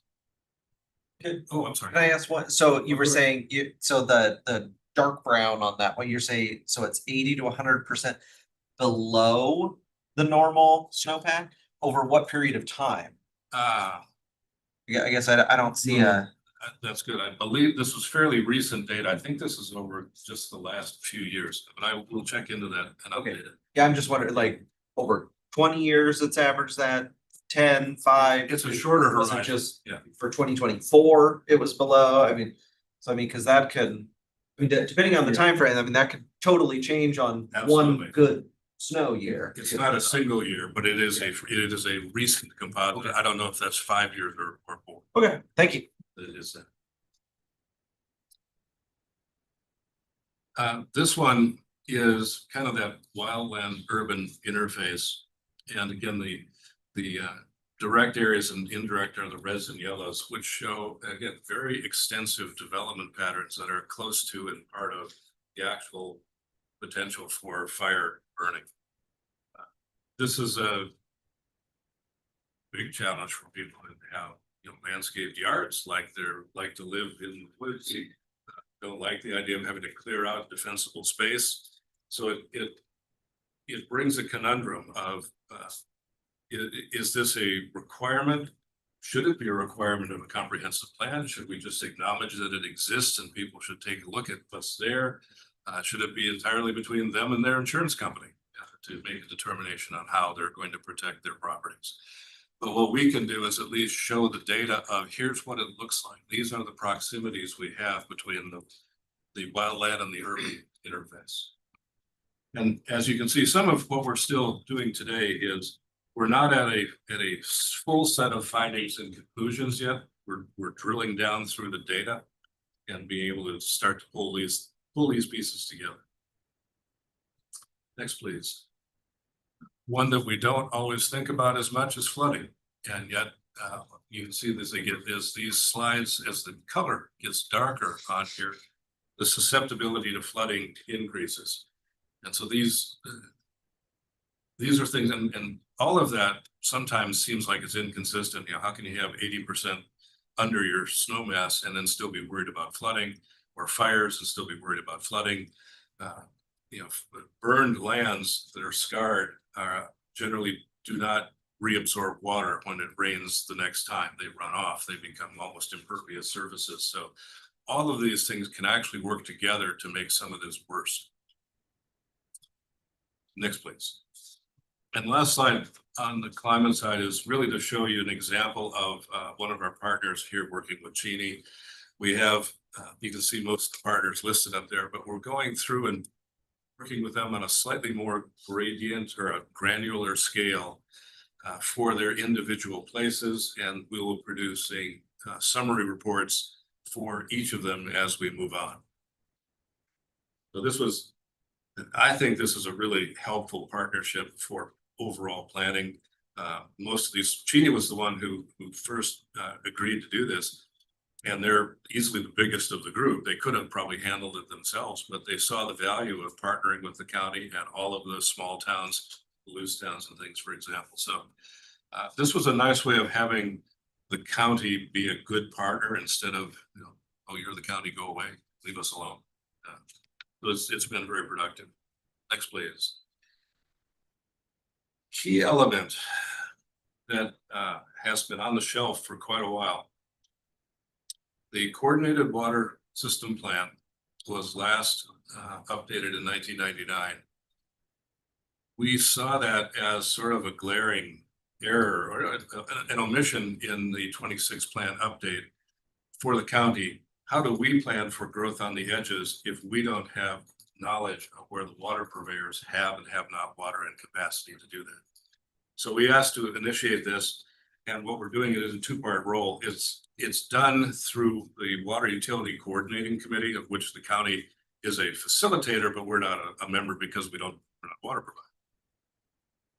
But this year we're updating the administrative part of that, so we know who's still there, what the boundaries are, what their basic water capacities are, and then as we go through the 26 plan in 27, we'll look to update the substance of this which may change where water provider boundaries are. You may look at different things that are called like wheeling water, being moved from one system to another through a series of pipes rather than acquiring a water right. But it will give us a much more robust foundation of where water exists as we do planning and bring that into, again, something to talk about here in a few minutes, capital facilities. We have to know where it is if we're going to put a pipe there. Next, please. We're going to spend now a little bit of time on something we last talked to you about in the spring as well, and that's commercial wind energy. Definitely affects our rural folks. We had an extensive meeting with the Planning Commission on the 31st, looking at the criteria we found. Last time we talked to you about specifications, what do the towers look like? What are the capacities, if they're big or smaller? Their noise elements, their flicker elements. What happens if they fall over? Distances and setbacks. Today, Like Commissioner French. Yeah, in the paper this morning, there was an article about the feds reducing the amount of incentives available for solar and wind. If you haven't had a chance to take a look at that article, you might take a look at it and see how that will change the landscape for people that are interested in developing those energy projects here in Spokane County. absolutely true. What we've got for you today is now sort of the geography of this. What does it look like for Spokane County? You can see some of what we're calling foundational criteria at the bottom of this slide. And we're going to go through each of those here, and then we'll show you a constraint map with all of these overlaid and giving us some guidance on that. So next, please. Starting with winds, this map represents average wind speed of 5.8 or just under 6 meters a second for Spokane County. The 5.8 is to 6 is the goldenrod, the 6 to 7 or so is the larger pink areas, and the darker ones are slightly higher winds. Not surprisingly, and fitting in with our neighbors to the south, the higher capacity wind areas are in our southwest quadrant, with the exception of some flatlands and Mount Spokane. So this is kind of the first line of where would you go if you had no other constraints. Next, please. Couple things now from working with both ecology, fish and wildlife. The channeled scablands and Turnbull, particularly now to our south, in that same southwest corner. These are fragile lands. They are concerned about their extensive critical areas. And especially with Turnbull being an anchor in the middle of this, and as I think everybody's intuitively understands, wildlife that fly and propellers are not necessarily a good combination. What we've heard in many cases as well is it's not just migration above that might be above the wind turbines, but around Turnbull itself, it's lots of short trips, so to speak. Birds that are moving from one wetland to another and just going up far enough to be right in the path of the wind energy. And so Fish and Wildlife is simply recommending avoiding disturbances in these areas. And we've got another one to kind of follow up on that. Next, please. And this is where it's not just the turbine itself or the blades, it's the construction of the tower itself. These are significant structures. They require significant foundations, sometimes quite deep to find bedrock and other things. In that channel scabland area, if you're pushing a foundation 40 feet deep, you might be going through local water tables. You might be going through the upper levels of a separate aquifer. And as you start to punch holes in these things, gravity being what it is, water will drain among them. That can have an immediate impact on a farmland that has a well somewhere proximity to this, that had a stable layer of water above or part of one aquifer that now got poked through in 4 or 5 areas and has drained into a lower So those are structural concerns that relate to something very different from the wind turbine itself. Next one, please. And then the last kind of broad criteria are the Columbia Plateau biodiversity areas, again, mapped at state level. And it follows that Scablands approach, but it's fairly extensive in that basis. You can see the edge of the city of Cheney there. It totally absorbs all of Turnbull, goes up past Hangman Creek and into the other areas of the Palouse. The next, please. This, again, very large scale. This is the composite constraint map. This is all of the overlaid areas that by a broad definition should not be sites for wind turbines. In addition to what we've showed you, you can also see on this a radius line from the center of the Fairchild runway, which is a 15-mile radius around which the defense does not cannot conduct its operations without some risk of things happening. And it's not surprising. It's not just in their normal patterns of departures and arrival. It's training for new missions. It's training for anomalies. It's engines that go out on departure and can't follow their pattern. If an engine goes out on a southwest departure and the plane can't climb and is now climbing into an area that has turbines at 1,000 feet tall, that the plane may have to take evasive action that it's very hard for it to do. So Fairchild and the Defense Department have asked at the state level to create this 15-mile buffer around military airfields elsewhere. That, as far as I know, that hasn't gone anywhere, but it's the constraint that they are requesting, and for this analysis, we're respecting that as a start. One more. What that leaves is a series of land sections that have the least amount of constraints on them, and as you can see from the prior map, these 6 sections of land are in our southeast county. That is the Palouse. They have the fewest amount of constraints, but they also have one additional piece, which is ag impacts. And as you've heard before, large tract ag, small tract ag lands, prime ag lands, lands of statewide ag significance are all protected under the Growth Management Act. So while these have the least amount of constraints, they also have the demand that you can't have any degradation of ag resources if you're going to install wind energy here. That has not been precisely defined. If you've got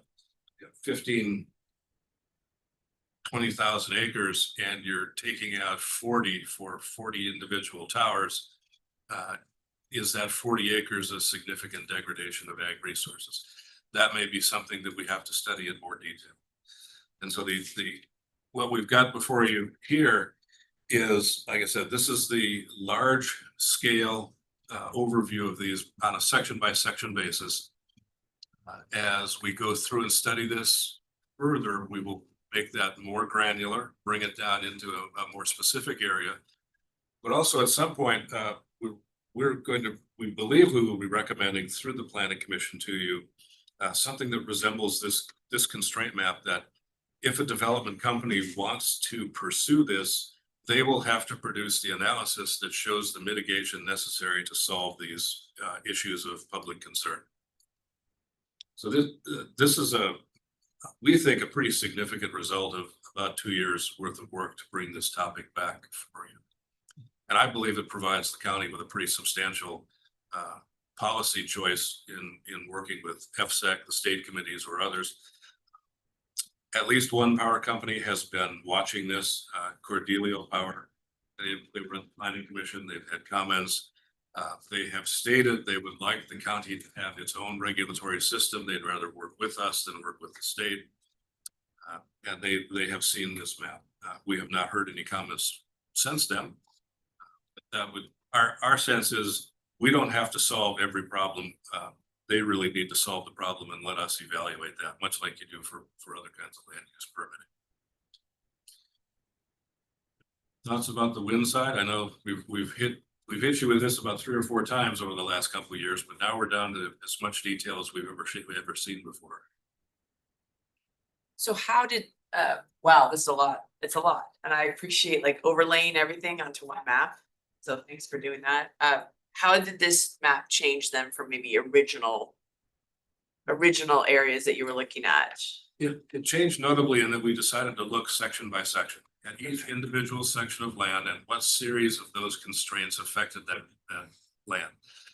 If you remember a couple slides back, we talked about the biodiversity areas. The eastern side of the county had really just kind of like a tributary version of that.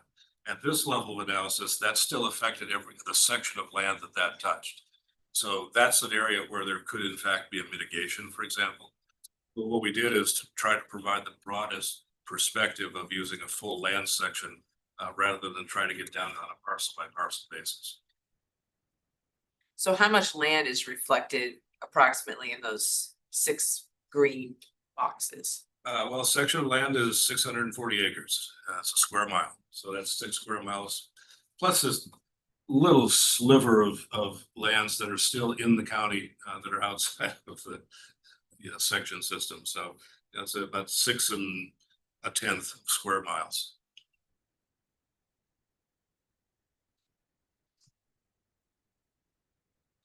So how was the planning commission and the public comment planning commission? The planning commission had similar questions. How did you get here? What does this mean? And generally we're nodding at this. We did not ask them for a recommendation at this stage. We're going to be briefing you and getting your opinions to go back. Do we get finer grain? Do we not?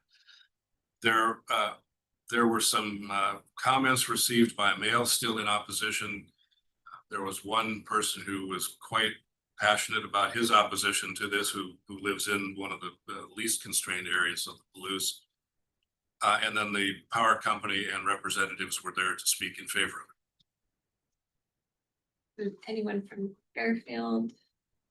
Jeff had only sent his request via the 15-mile perimeter, but they did not testify in person. We frankly expected a much bigger crowd. It was fairly widely advertised. We've been talking about it for years. We thought there'd be more people, but there were only maybe 10 people in the audience. Yeah, I mean, I know. Yeah, definitely had a lot of conversations with people over the course of the last 2 years while we've been doing this, so. I mean, we can't stop it entirely, but yeah, so. So with, all in my district. if there's a general consensus, we'll take this work and we'll start to refine it to give you a next level of detail. Then I think as Commissioner French pointed out, I mean, if incentives are going away, I think the chance are, yeah, a little harder at this point. The economics are definitely changing. And on top of that, the continued at least success of small scale nuclear power is also changing. The wind power had more of a share of the game for a while, and maybe that might be changing. That's probably a 10-year solution rather than a 2-year solution. But we've got a comfortable level of detail now that I think we can create good public policy around. I remember seeing initially some maps of folks that wanted a really wide swath around Turnbull. Yes. So how does this compare? I see Turnbull there, and this is several like Using areas over. Using this section-based model, Turnbull is totally protected. We didn't go by their property owning holdings Okay. or their wish list holdings on the buffer. Because Those that were like, this is where we could expand. But right now, this is the actual boundaries of Turnbull. Yes, we use the actual boundaries and then we include, the others got included by default because they're in the biodiversity areas, they're in the SCAP lands. So once you start to add those various constraints on top of it, Turnbull is totally surrounded. Can you repeat what the Fairchild boundary is and then compare that to, are there current boundaries that restrict development that exist today? Aviation? around Fairchild? Sure. What we have today is kind of a two-part. It was created during the joint land use study, which started in 2010 and was finished in 2012 and became part of the county's zoning in 2012 and the city of zoning in 2012. That is a line that was originally drawn based on B-52 noise contours, and it encompassed the basic flight pattern maneuvers of moving in and out of the airport for large aircraft, large heavy aircraft. Those were chosen to protect the Fairchild mission in the future. Right now, the noise contours are much more small because of the change in mission, but this provided a great deal of protection for them. Those range only a couple miles from the center line of the airport, but they're right along the flight paths.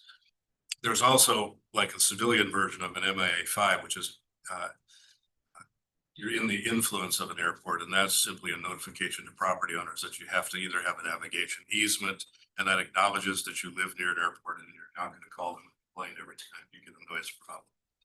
Pretty mild stuff. This would be a prohibition only on wind turbines of a height, but it would be 15 miles from the center line of the airport. And the Air Force maintains that rather than land use underneath the airport, they have some missions, and they call it, they didn't say classified missions, but they said missions that we don't talk about. They use differing flight paths, differing weights. They don't necessarily go up at the same rate of climb, they go up a shallower rate of climb. And if the proximity of these turbines at 1,000 feet in the air is within those parameters, it forces them to change the way they fly their airplanes. So their decision or their request was a 15-mile buffer. We have not challenged the veracity of that request. It could be that as Fairchild brings that up with other installations, that might change. What it does also, though, Commissioners, is it affects Lincoln County. That 15-mile buffer goes well into eastern Lincoln County. And Lincoln County is, we know through our collaboration, is planning and from we can tell, supporting wind energy at a bigger road, particularly along the Highway 2 corridor. And the Highway 2 corridor, and as it dips down to the south on the county boundary, is in that Fairchild flight path. And what was the request to the state you were talking about? Fairchild wants to create this 15-mile buffer around all military airfields in the state. I believe they told us they've made that request to the governor, but not to any specific department. And it was just pertaining to wind turbines. Yes. No, that was you answer. I was gonna say, who did they make the request to? Is that something they want to run as a bill through the, but you're saying they're asking the governor to kind of unilaterally put that restriction into place, or? That would be my assumption, Commissioner. The governor appoints and more or less controls FSEC. If the governor wanted to embrace this condition, it would be fairly easy to implement, at least on an interim basis. And I suspect Fairchild is reacting to a sense of urgency that these towers are being proposed in their proximity, and it's like they don't probably feel like they have a lot of time to waste. All right. Something we can send a letter of support. Very important to our community. I guess we see a consensus of the commissioners supporting the general constraints, yeah, we can turn that into a letter to Fairchild saying we've met with the commissioners, there's a consensus of support for this limit, and you could sign that and we could send it to the commander of Fairchild. We're happy to draft something up for review.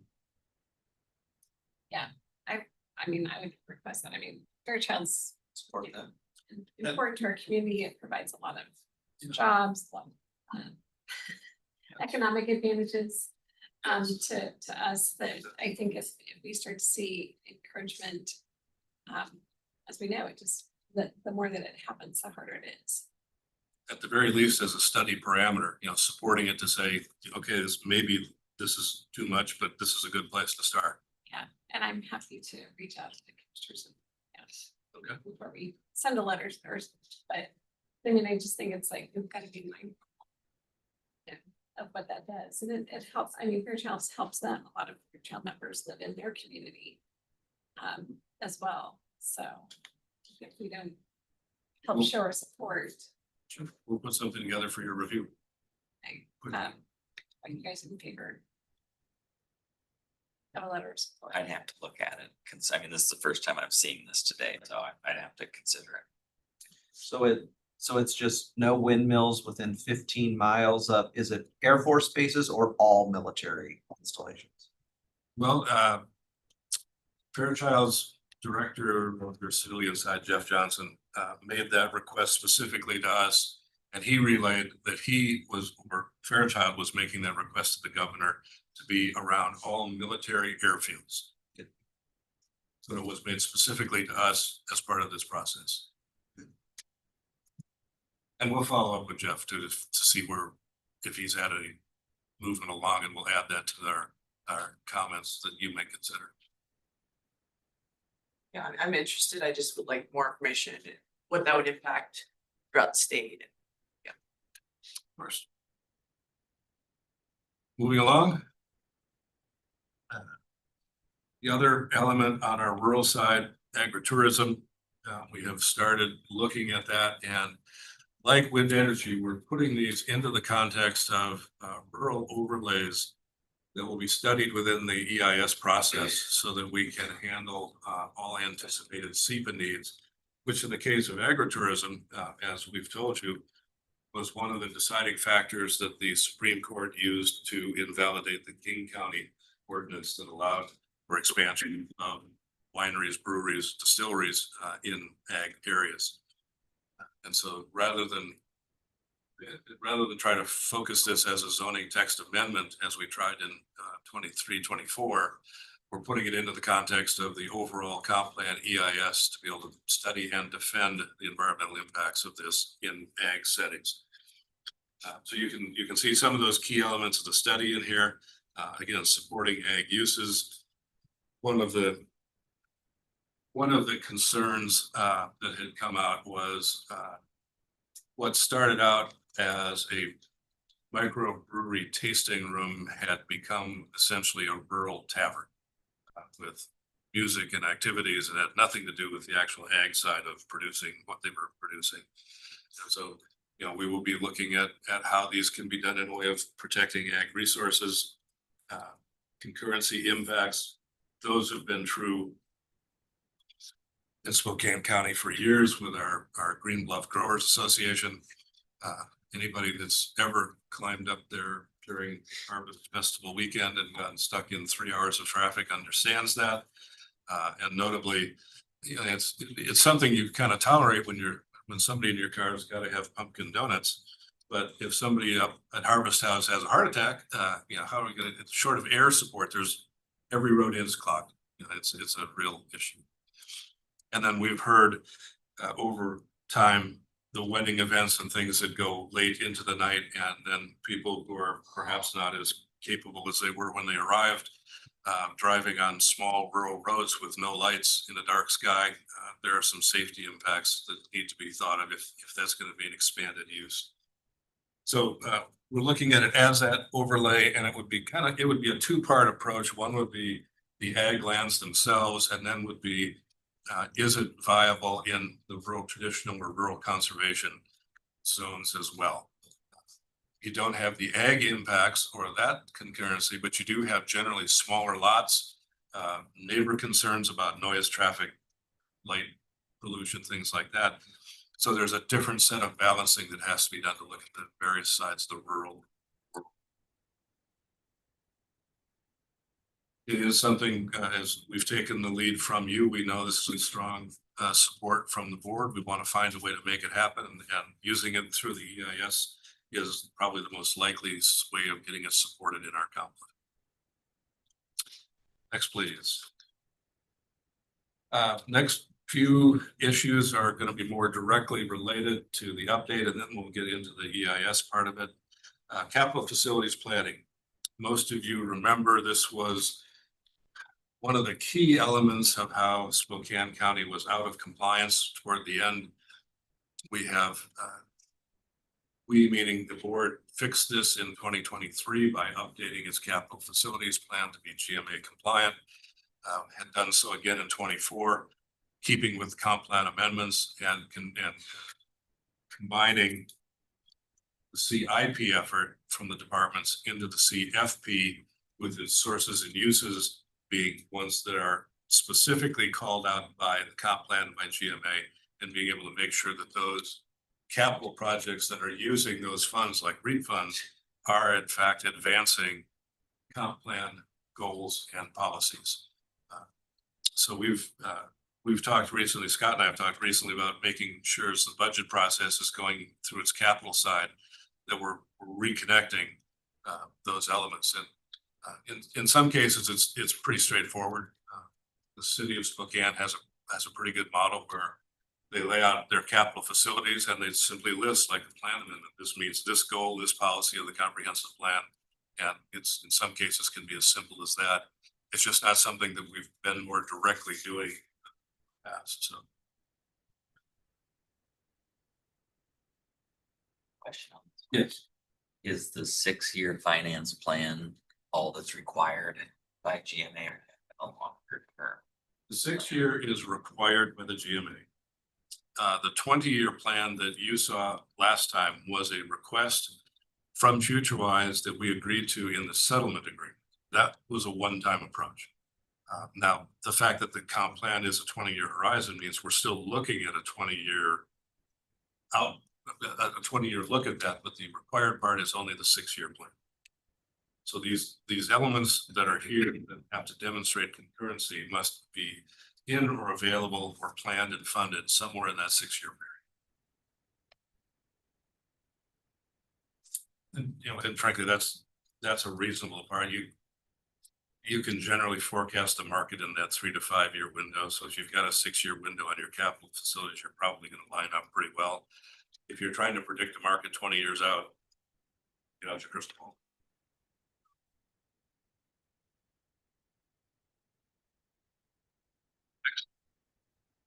Here's where we stand on this. We're looking at those growth patterns, where they're going to be coming into play.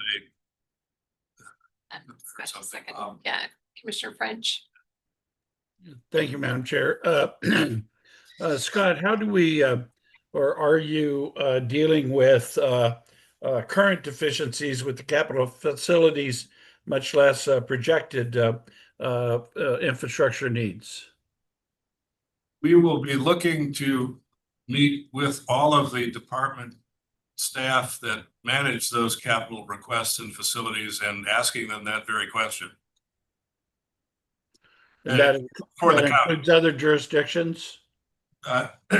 Excuse me, in a way, yes. It's a little bit, we got a little bit of a topic on that as we go, but as a preview, yes. The jurisdictions, notably the bigger cities, will have to demonstrate that they have sufficient capital facilities to absorb the growth that they anticipate. They will have to produce that data in a way that we or a third party professional could verify that.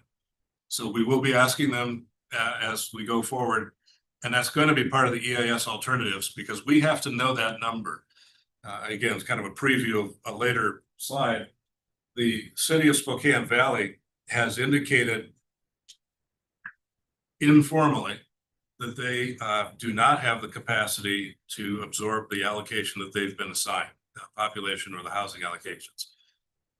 What that means is that that number, if they were assigned 100 and they can only absorb 80, that 20 comes back into the county's column because now it's whatever's being handled will be in a UGA of some kind, which is the county and the county board's responsibility. So they've said informally that they may not have the capacity to grow to meet their allocation. We will be asking that question of all of the cities that are planning under GMA. Most of them are obviously smaller and probably not going to have that same impact and maybe not even the order of magnitude to worry about it. But at least the 2 bigger cities for sure will be having to look at that in some detail. Yes.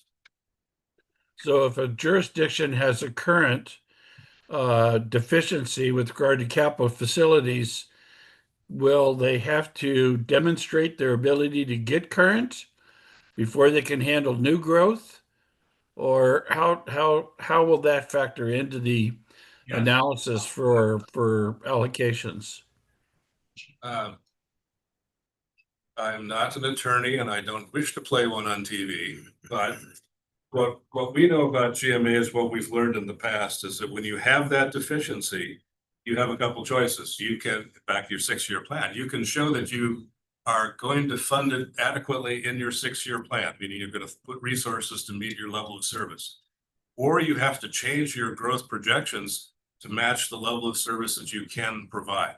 So yes, Commissioner, either of those things would have to be a conclusion that would come from any of the cities. You know, we can meet it. We can meet it in 6 years. We've got the funding source to make it in 6 years. We can't meet it, and we're going to have to withdraw our number down to one that we can support. And we most recently had this when we were updating our own CFP and looking at those levels of services. Like, can the county support what we've planned in our urban growth areas? And that's where we updated the CFP to create the levels of service to make sure we could hit those benchmarks.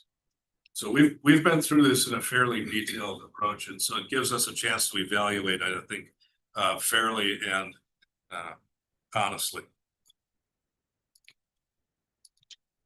So when at the last growth steering committee of elected officials, each jurisdiction was kind of giving a report out of their initial plans, numbers. Not every jurisdiction has to do an EIS, right? No.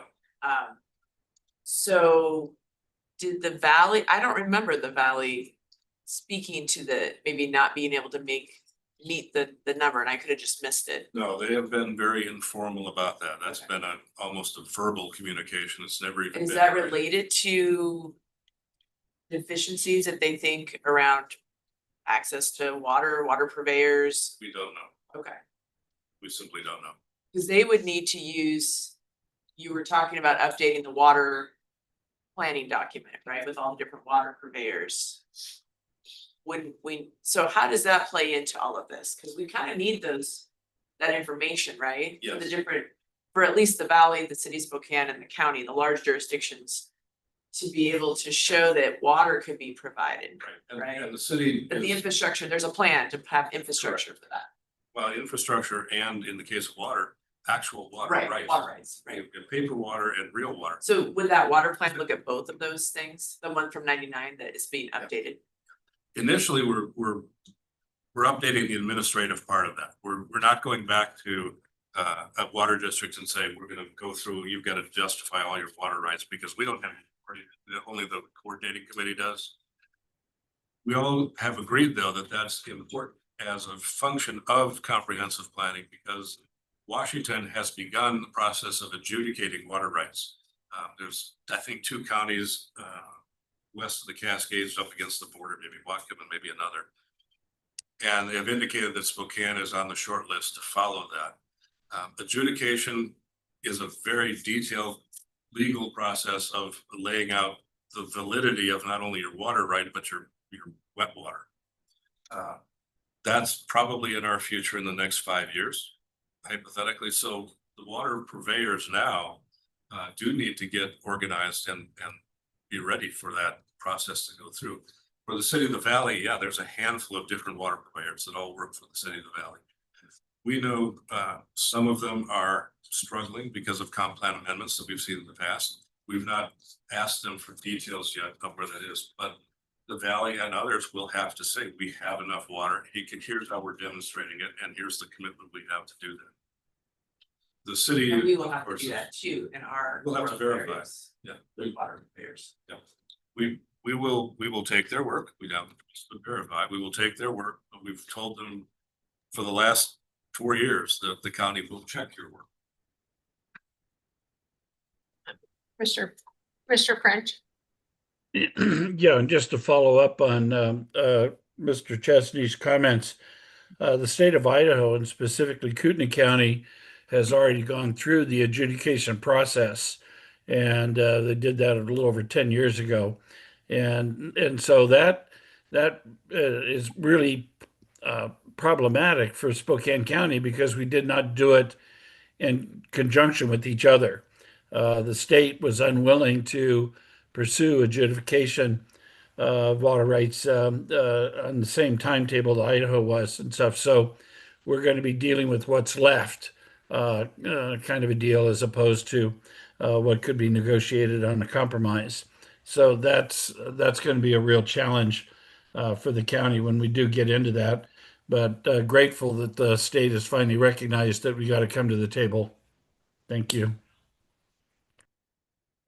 Who leads water adjudication? Who is it that, I mean, if Kootenai County did, who was it that came in and said, Kootenai County, you must go through the water adjudication process? Is that the feds? Is that your individual state? Is that who? It's generally a state function. Here's the Department of Ecology that is overseeing that. So why are there only two counties that are doing it, or have other counties in Washington done it? I believe And they're just two that are currently going through, or my are those the first two to ever do it? They're the first two.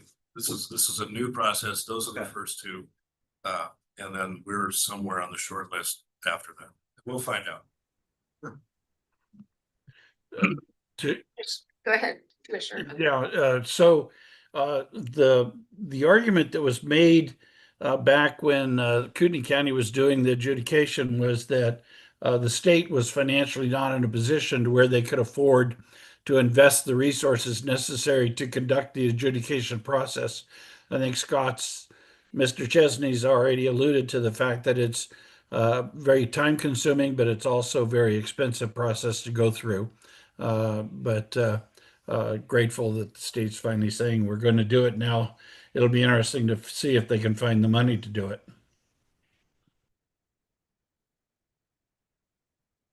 Then, Scott, I think there was a couple concerns.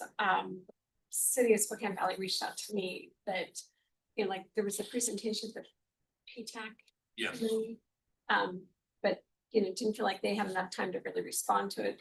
And what I'm hearing from the City of the Valley is they're trying to make sure that they're, you know, with all the new law changes too, they're making sure they've done everything they need to do before they put out a number, because they want to make sure it's a good number, not just a, you know, a round number. Right.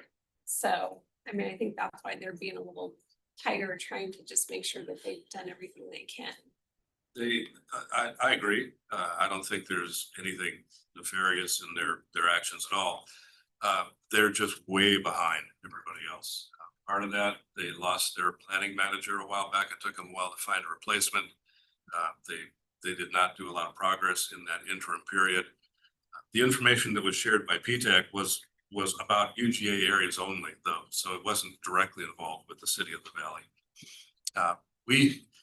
The reason there's a sense of urgency as we get into talking about our EIS is we have to study what we know now. If the City of the Valley is not ready to be there in detail, either we have to make some assumptions or they have to give us some guidance to give us at least an order of magnitude of what they're thinking about, or we can't go forward with our own overall county EIS. And that puts us, the EIS takes a long time. That puts us at a risk of missing our own deadline, even with our 6-month extension. So we've told them we'll be as flexible as we can, but you really need to accelerate your work. We've got to get something out of the valley pretty quickly.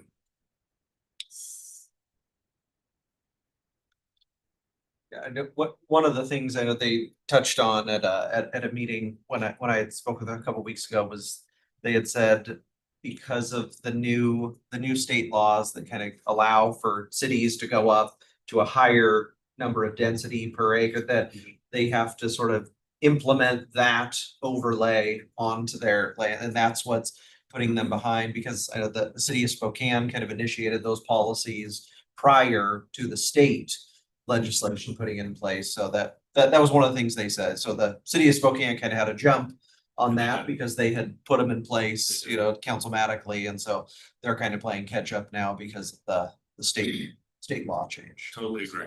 totally agree. Unfortunately, that doesn't change the deadline. Oh, no, All of totally. us Yeah, have to have that in understood. place by 26. Yeah. So they are scrambling, but you know, they're trying. They're trying. And I think they just want to make sure that everything's defensible because no. Right, anything in Spokane County is gonna need to be defensible. So, Yes. Yep, we, outside groups looking at us. when the county did the more wish list approach to a UGA, it did not work well for the county. So to the point of the valley just being a little behind, but they don't necessarily need to have all their development regs and zoning, that can be done after. Weren't we going to be implementing those pieces after we finished our update process? Yes, but you have to know kind of the parameters Right. that you're thinking about to do the assessment to begin with. So if, Where those growth patterns will be, what they'll look like, where the density might go, is what you're saying. yes, and it's a two-part process, and oddly enough, starting out with the next slide. There's the math part of this, which is to say, here's a raw number that you're expected to grow by.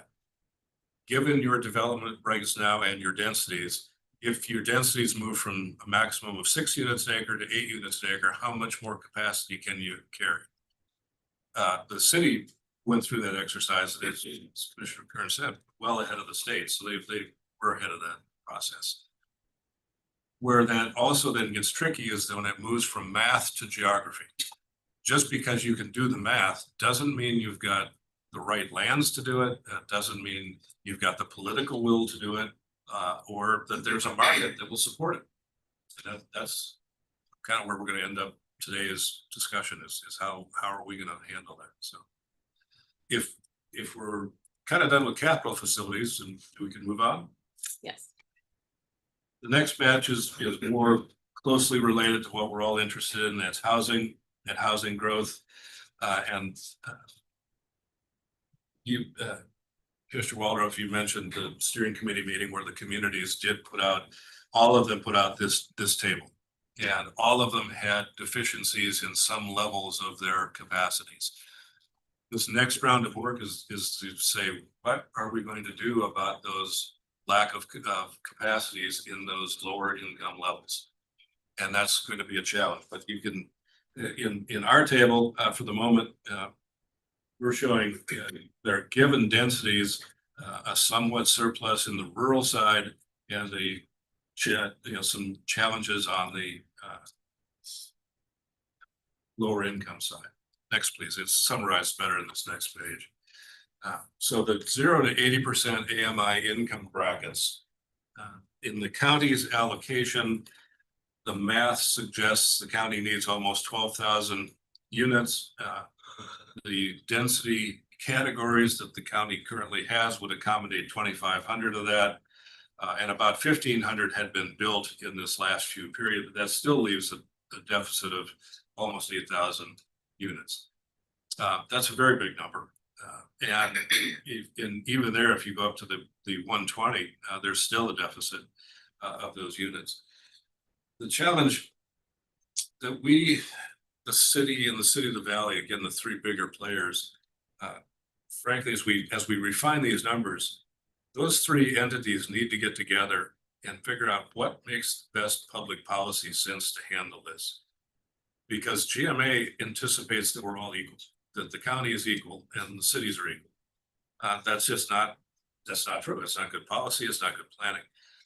For the county to be allocating land for 0 to 80 AMI out in the urban growth areas that are by definition on the edges of communities not served by transit, generally don't have public services available, is really a disservice to those who might live there.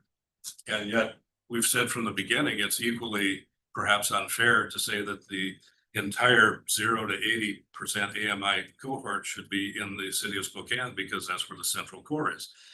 I believe the three entities need to get together from their planning perspectives and put together maybe a white paper for you, for the electeds, to say, we think we have an idea of how the three of us, or maybe five of us, can carve up this situation that's a little bit different than GMA intended on everybody has to do their own share, but we've found a way to accommodate that entire number collectively. I think there's a collaborative and cooperative part that just has to happen here.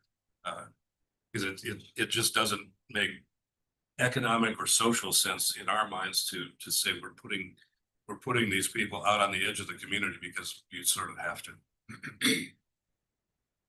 Question. Yes, So this is only showing the unincorporated slice. correct. Correct. So what is, just for a sense of scale?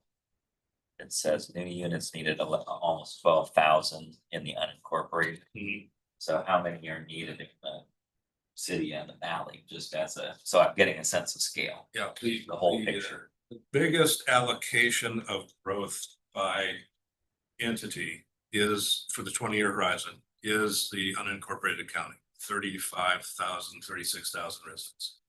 The next largest is the city of Spokane at 23, and then the city of the valley, I think, was at 19 or 20. And so again, if you think Is about that that, people or unit? those are people. People. I'm sorry, those are people. So split that kind of in half. Yeah. Maybe 2 per unit, perhaps. So at the moment, yes, the unincorporated county is being asked to accommodate the single largest share of that group. So the number of 0 to 80 AMI units needed is roughly the same proportion as the population in the other jurisdictions. So if we had almost 12,000, 0 to Yes. 80 needed in the unincorporated, it's something like 8 or something in the city, 8,000, just as a rough understanding. I believe that's the case, but I really would want to verify that. Those allocations by income band, at least in my mind, should have reflected a historic pattern of what that income band looks like in each jurisdiction. So if 20% or 40% of the residents of the unincorporated county were in the 0 to 80 band historically, then 40% would have been a logical assignment to give to us in this new one. Rather than, here's the entire factor, we're just gonna make it a function of your population. I don't know which two of those precisely was used, but we'll take a look. Because it's a good question. Wasn't it when we were looking at how to do we were looking at whether or not the jurisdictions already had the housing or didn't? Or we ended up going just straight population, but wasn't there an option to? If, like, for instance, the city of Spokane has more of the 0 to 80% housing stock, and so then they would not have to build as much. Right. Then we ended up just making it like a straight population. So It was hard. I mean, there was no easy way. We looked at like transit access, we looked at. there was have to be, Right. have C. Like the C one. The hybrid, Yes. yes, we never went, we never. No, because I think never that created you said that And your planners. There's no formula, so we'd have to create the whole formula, do a lot of calculations to look at like how far you are from a bus route, and I mean, defended. you'd have to look at a lot of factors. I think we looked at like access to work sites, right, like regional employment centers. Okay. And to crunch, we'd have to create a whole new, it would be nice if some other community would do that, and then we could just steal it from them, but we would have had to be groundbreaking in creating a whole new model. Yes, it is a new model, yes, and I think everybody that's now working through their 25 and 26 plans is realizing the complexity of what's been asked of us. So I think it makes sense for the 3 largest jurisdictions to get together and go, what is realistic that we can Yes. support? think so. Because that does have access to services and medical and transit and all of those things. It's important also to remember at the planning level, this is being done essentially to say you have a development regulation system in place that allows this to occur. In other words, it doesn't prohibit you from having, it's not exclusionary. You must allow this level of housing to occur. Doesn't mean it's ever going to get built. There's no connection to actual units in here. It's a land regulatory structure at this point. And so that's again, that's why we want to get to why we think we should get together with the cities to go through this exercise of creating a regulatory structure in a market that will never support it, or may not support it to any significant degree, is a disservice to those who are expecting to have this land available to build on. If we can find it in another place, great, we stand a better chance of actually getting housing built, rather than saying, we've got the regulations in place, but is it ever gonna happen out on the edge of North Mead? Probably not, so. So in the chart, what is unit capacity reflecting the current capacity with current boundaries and regulations? Correct. Okay, all right. That's correct. Okay, Commissioner French. Yes, so Mr. Chesney, since the state has created an environment through regulatory and code that has increased the cost of housing. I don't think there's any county in the state that has met the thresholds for affordable housing. But what it has done is it's made Post Falls our bedroom community. Can we count any of those numbers toward our equation? Obviously, that's rhetorical, but it does reflect the real problem. So the challenge is also going to be if we've got to make available more affordable housing, low-income housing outside of the urban growth boundary. The urban growth boundary is also the boundary that is the PTBA boundary for STA. So the probability of them getting transit service becomes challenging if they're not in the growth boundary. Yes, agreed. Ron, next slide, please. And should say we're slowly building toward talking about some possible solutions, or at least ideas and moving forward. So I do want to get us there before we totally run out of time. We've got two slides on development assumptions. The first one is the ones used for the current analysis. So Commissioner Jordan, when you asked about where those numbers come from, these were the density calculations that were used to create that based on our current level of zoning regs. And in the case of LDR, the 10-year overall average dwelling unit per acre of development. We saw that as a defensible thing to move forward.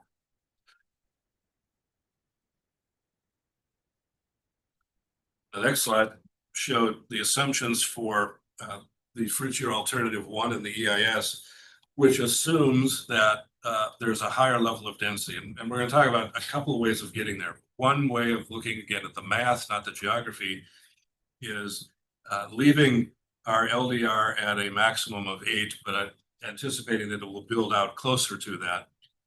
MDR 20, HDR 30, and so on. Those are numbers that would assume a higher level of density in existing zoning categories. We talked before about the neighborhood zoning. We're going to talk about that here in a few more slides down the road, but we needed to use something to provide a very basic, what would be the reasonable density assumption that you would move into? And that's the reason we're starting with that. And the next few slides are going to give you some examples of what these densities look like. We're going to be working with our planning commission. And by the way, they've agreed to create a subcommittee to focus on specific elements like housing. So they're going to dig into it on your behalf in a pretty detailed way right away. But we want to come back with a recommendation that not only fits GMA, but does fit the market that exists in Spokane County. What is it that people want to buy and build here, and that we can afford in our capital facilities update? As Commissioner French noted, if we assume a total infill development strategy, that makes all sorts of sense for the city of Spokane. And I, for one, would love to see that downtown develop with a high density residential strategy. That would be great economics for the whole county. But is it reasonable to expect Spokane County's urban growth areas on the fringe to grow at a 30 dwelling unit per acre number? It may be as a composite of the neighborhood, but in a basic structure, I'm not sure that's a public policy that would be supported by the commission or this board. But we're gonna give you the wide range of choices and have that discussion and see what it is you want.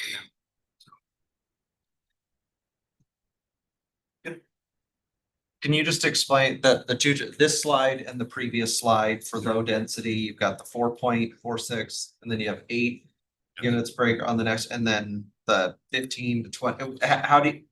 What's the, I guess I'm These were the assumptions used to calculate the initial land capacity analysis. If we built at essentially the historic rates that the county has built to up through 2024, those were the densities that would be factored into the remaining lands that are in the UGA but vacant.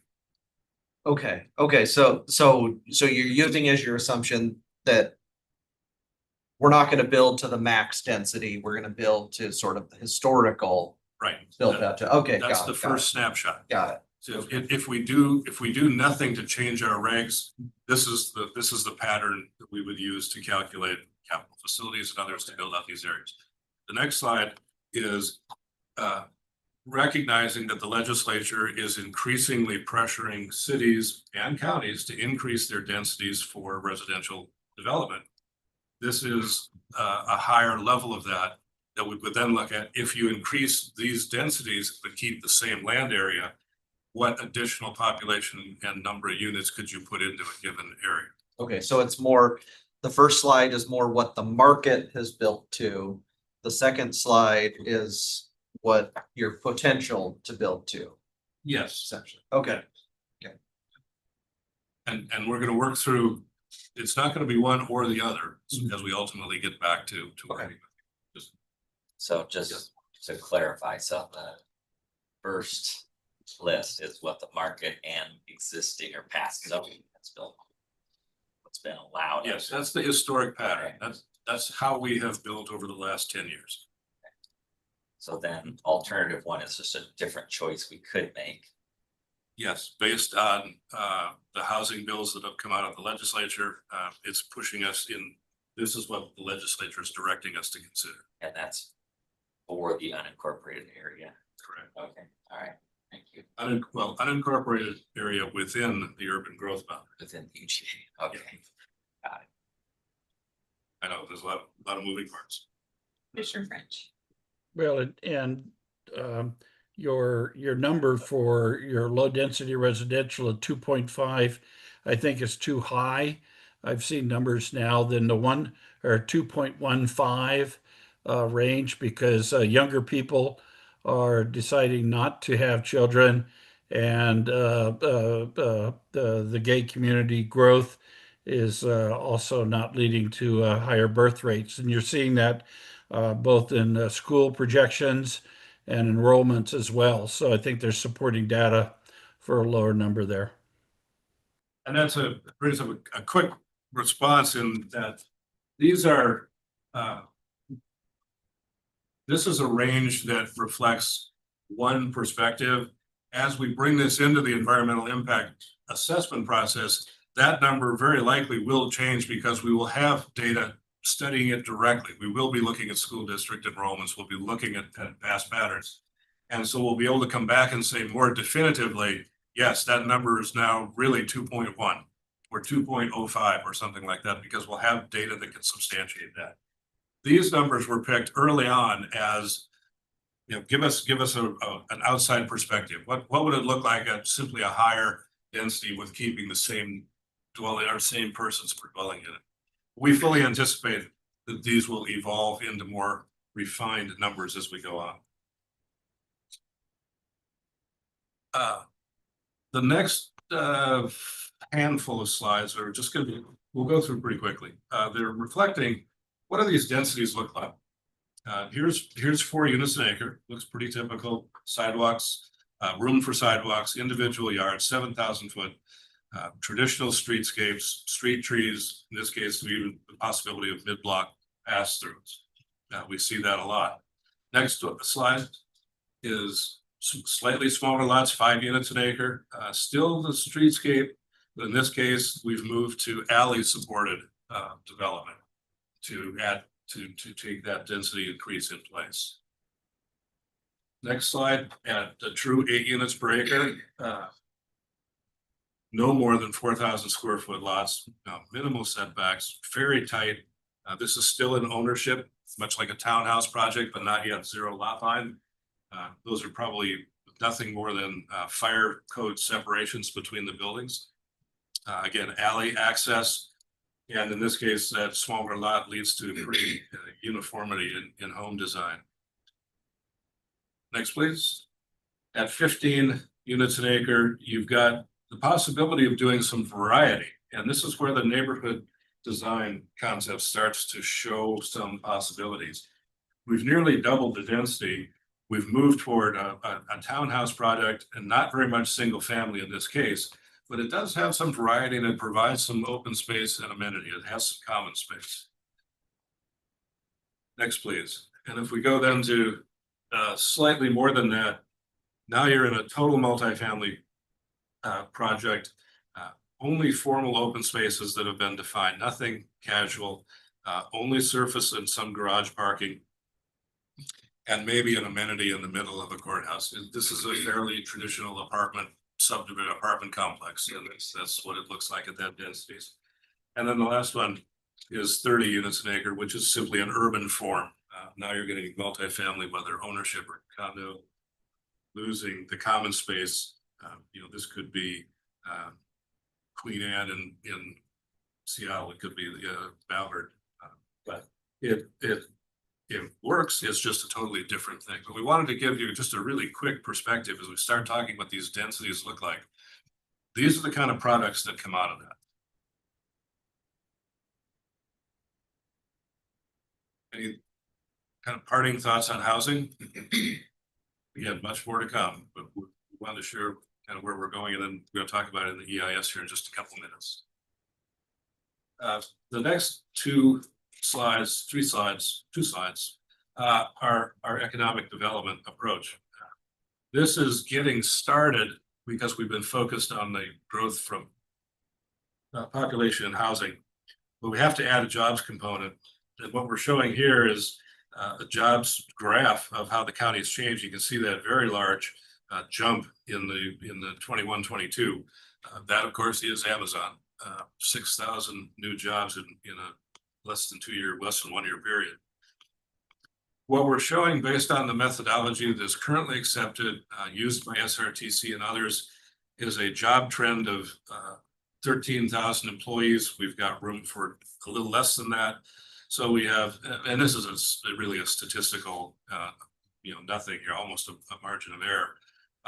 But we're at or under our capacity. What this does not yet take into account, though, is this is based on employees per acre that are typical in a light industrial zone or something like that.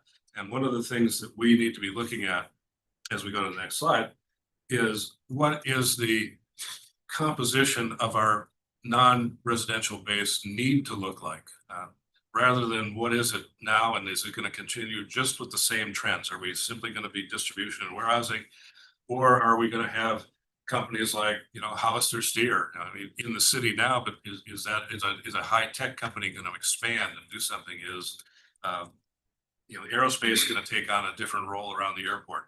If we're planning for those things, we have to look at those job codes and typical employees in businesses and employees per acre, and we will use that to then model where we allocate potential lands for non-residential growth, both in and potentially expanding the UGA on the industrial and business side.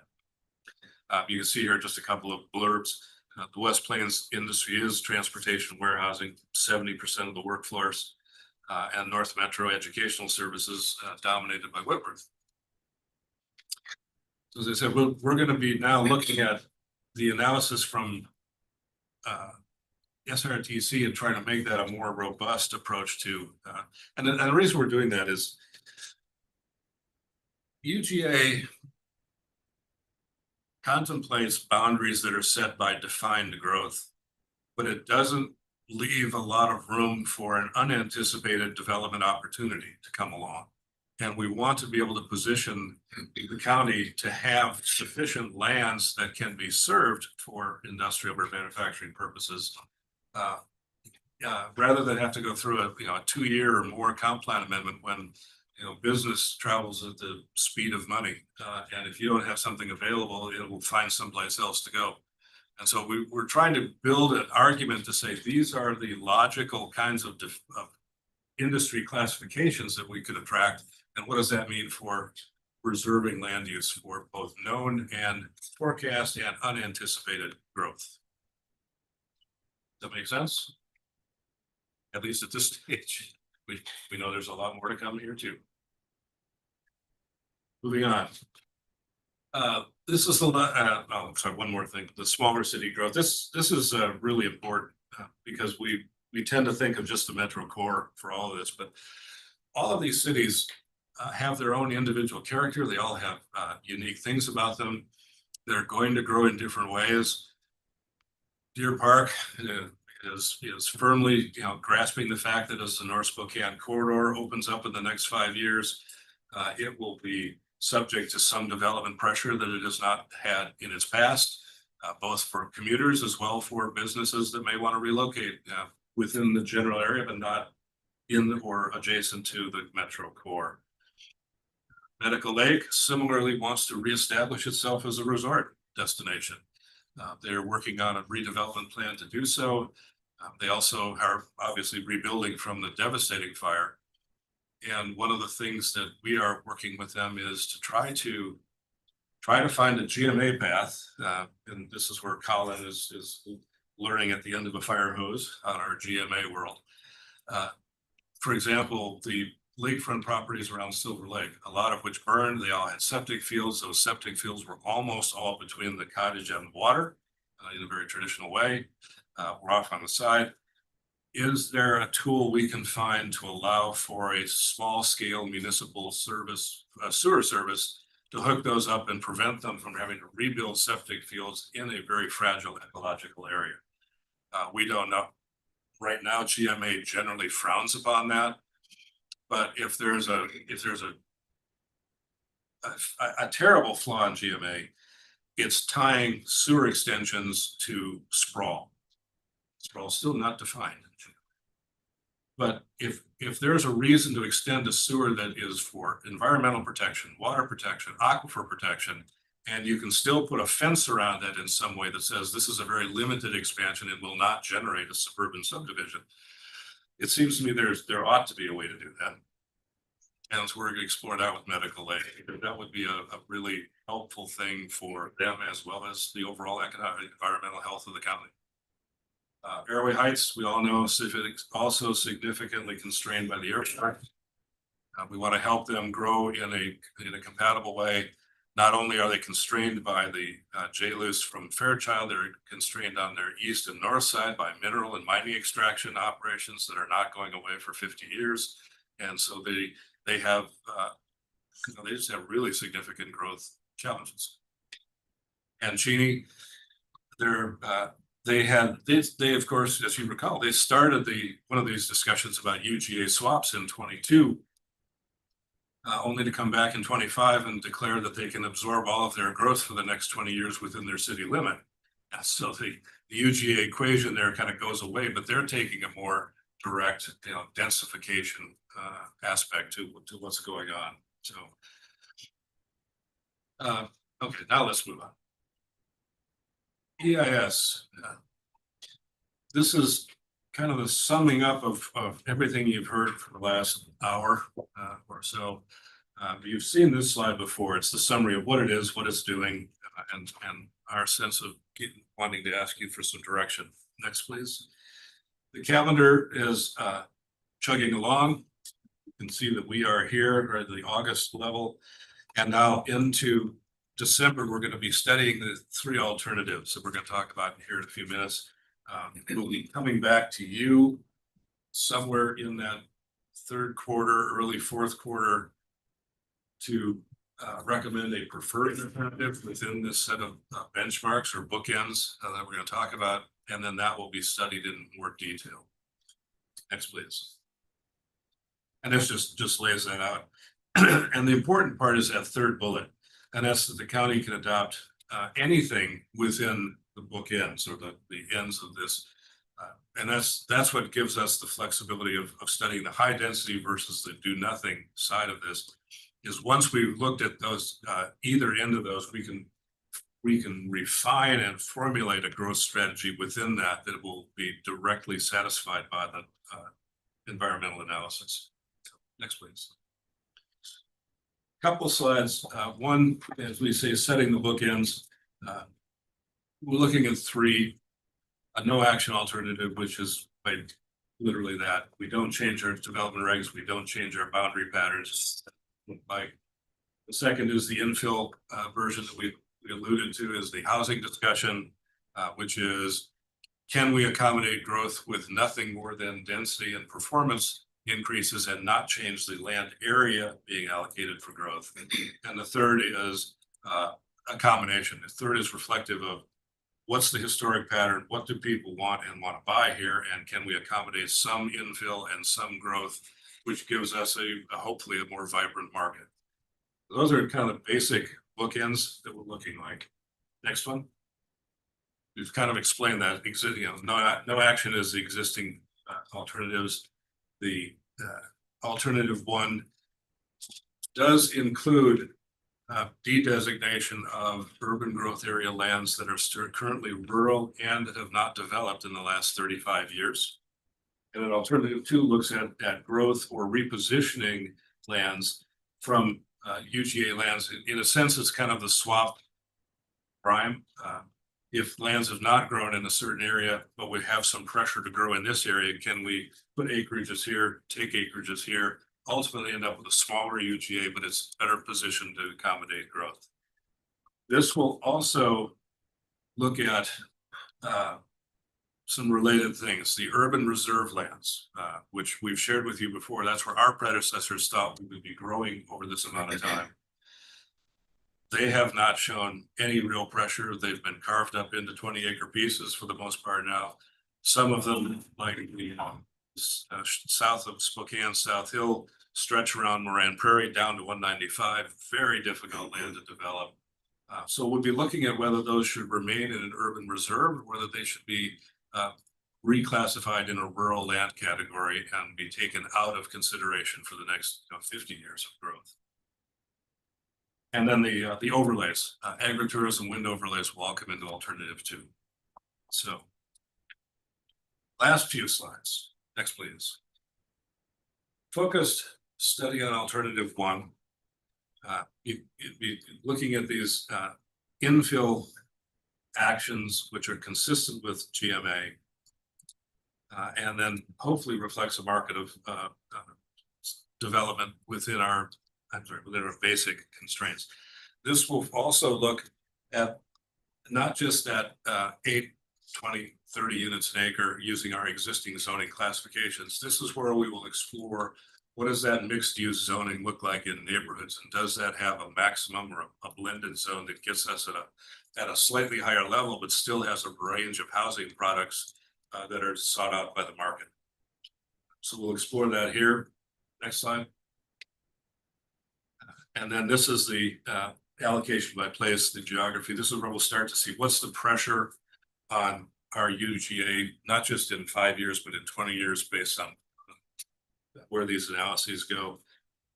And this, back to Commissioner French's earlier comment, here and on the next slide will be where we're studying and verifying each of the supporting communities' ability to meet those allocated needs realistically and not just mathematically. Because we have to know if the county has to accommodate instead of 33 or 34,000 new residents, if all of a sudden that's up by another 5 because the capacities are not realistic in the cities, we need to know that sooner rather than later so we can accommodate that within these density patterns, within these growth patterns. And so in this alternative one, we'll be testing this with the other cities. I don't know quite what to expect. The city of Spokane has been supportive of its land capacity analysis and as a planning exercise, it's perfectly valid.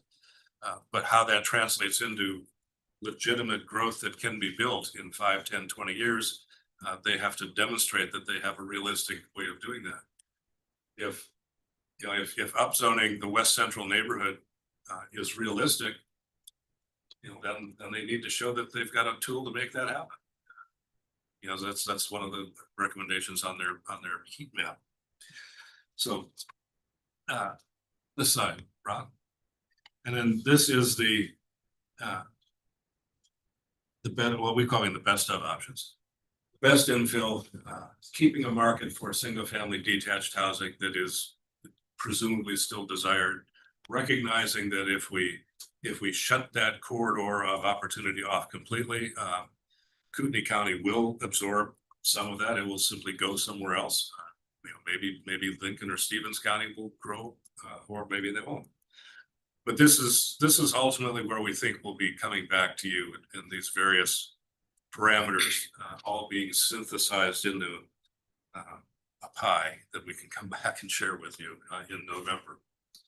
And one thing, that very last point is kind of a minor thing, but we've talked with the city of Spokane specifically about, as we're redoing this zoning classifications, to create an institutional zone that allows for flexibility on bigger institutions to make growth decisions and essentially keep operations in a single place without having to go through the onerous comp plan amendment or rezoning process, to have a zone that allows for some logical growth. And frankly, that even includes us. That includes the courthouse campus. In thinking about corrections center and a new jail, we've got all sorts of split zoning on the north part of our campus that has to go through a city conditional use permit or some other thing. If we had an institutional zone that had these parameters on it, that hurdle would not exist. So the city, we've talked, and they're also interested in doing this for kind of the same reasons, notably the university district, to provide some parameters around which are different than a business zone. So it's a small thing, but it provides an important thing for the campus, for the airport, for, in our case, maybe Whitworth, to be able to grow without onerous regulations that really don't serve the public, but just take time.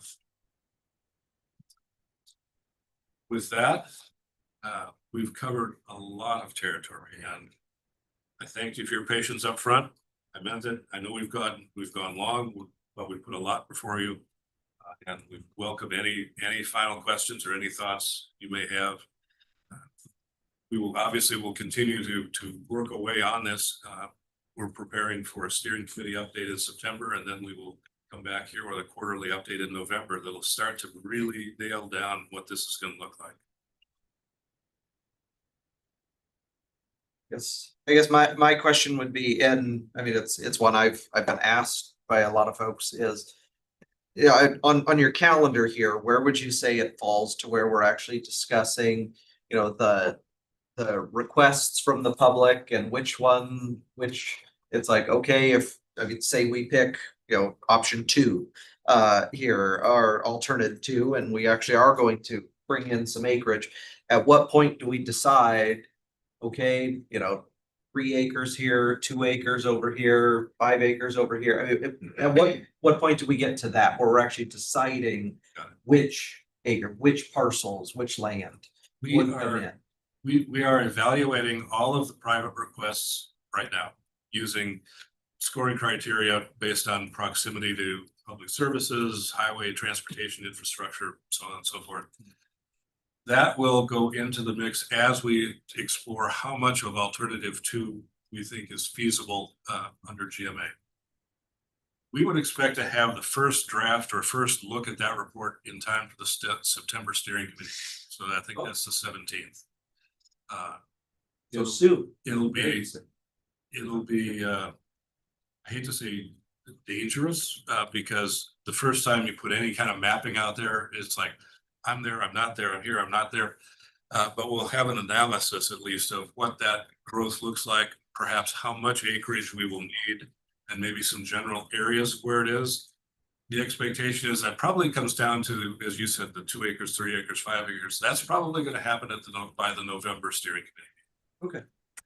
So this year though, This we're year, not talking in 26. No. It's something you expect will happen in 25. it needs to happen this year because we can't complete our EIS work until we get that more or less nailed down. Okay. So that would then anticipate a vote on an urban growth area probably in January. Okay, We put all the pieces together for the rest of this year. thank you. Commissioner French. Yeah, so Mr. Chesney, I'm assuming that as you look at projections for how we're going to accommodate the future growth, you'll also be looking at trends for growth over the last 10 years or so, and you know, which areas the market has determined are most desirable, and how do we satisfy that as opposed to trying to force it into this can or that can? Absolutely. We are very sensitive and supportive of the market. We don't have the luxury in Spokane County of, say, King County that can say, if you want to be here, you must do it our way. If we want people to move and grow here, we have to provide choice. We have to provide a variety of housing products and ideally a diversified economy of industries beyond warehousing and distribution. So the idea is the plan needs to set that up so that it is possible. We can't force things to go somewhere. We can, however, make it relatively straightforward places to build things that the market will support.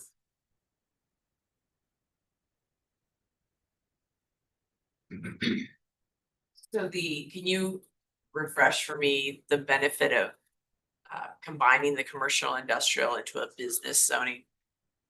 Sorry, there's a lot of information I was trying to. Sure. Is that just giving a more generic zoning so that you can allow for more things?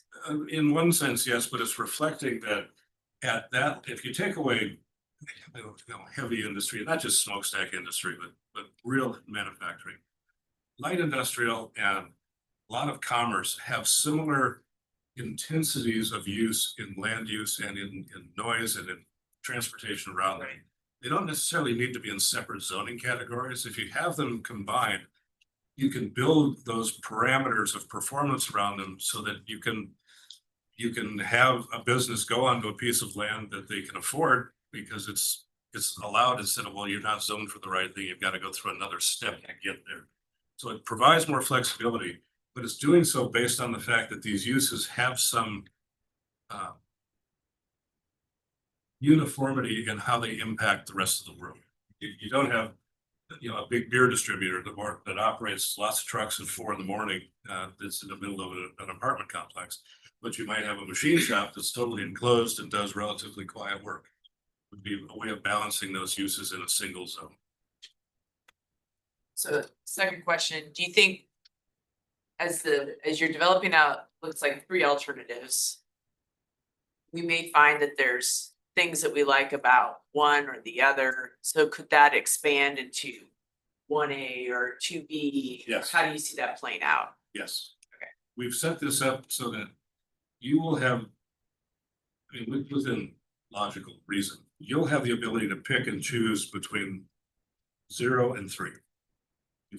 As long as we're staying within the bookends of what we've studied, if you like parts of this, parts of this, parts of this, parts of that, that becomes the preferred alternative. It's only that if alternative 3 was, we've stayed here, but we've pushed into the UGA, if you decide, well, we want to push more, now you're outside of that, and we would have to bring that back for further study. If you stay within those boundaries that we talked about today, then you can pick and choose the attributes, because for the most part, on that menu. And that does include looking at, you did include in there, like shifting to rural, maybe some of the urban reserve that we're just not seeing develop. Right. Okay. And then I think the last question was, when does the public involvement piece start with, how do you see it playing out into the fall with the different scenarios? Well, we're going to take from today's meeting the general consensus that we didn't hear major objections to the parameters of the bookends. And so that will become the basis of study for our EIS team.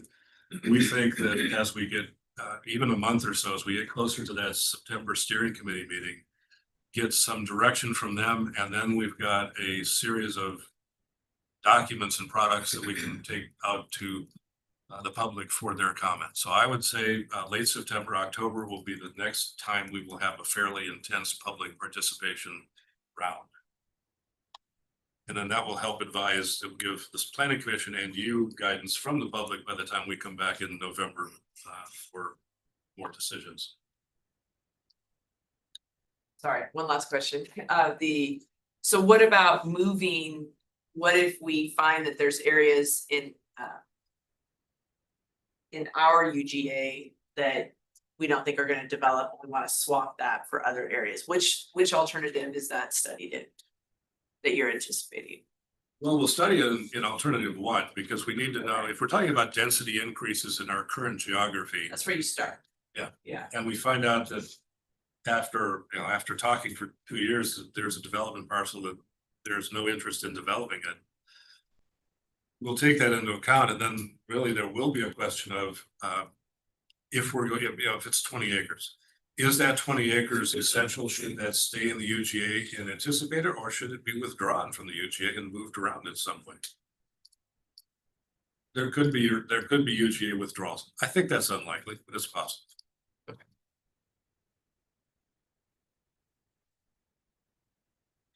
Thank you, commissioners. Thank you. I appreciate it. Of information, We will see you again yes. in Do you have any November. other questions we could follow up?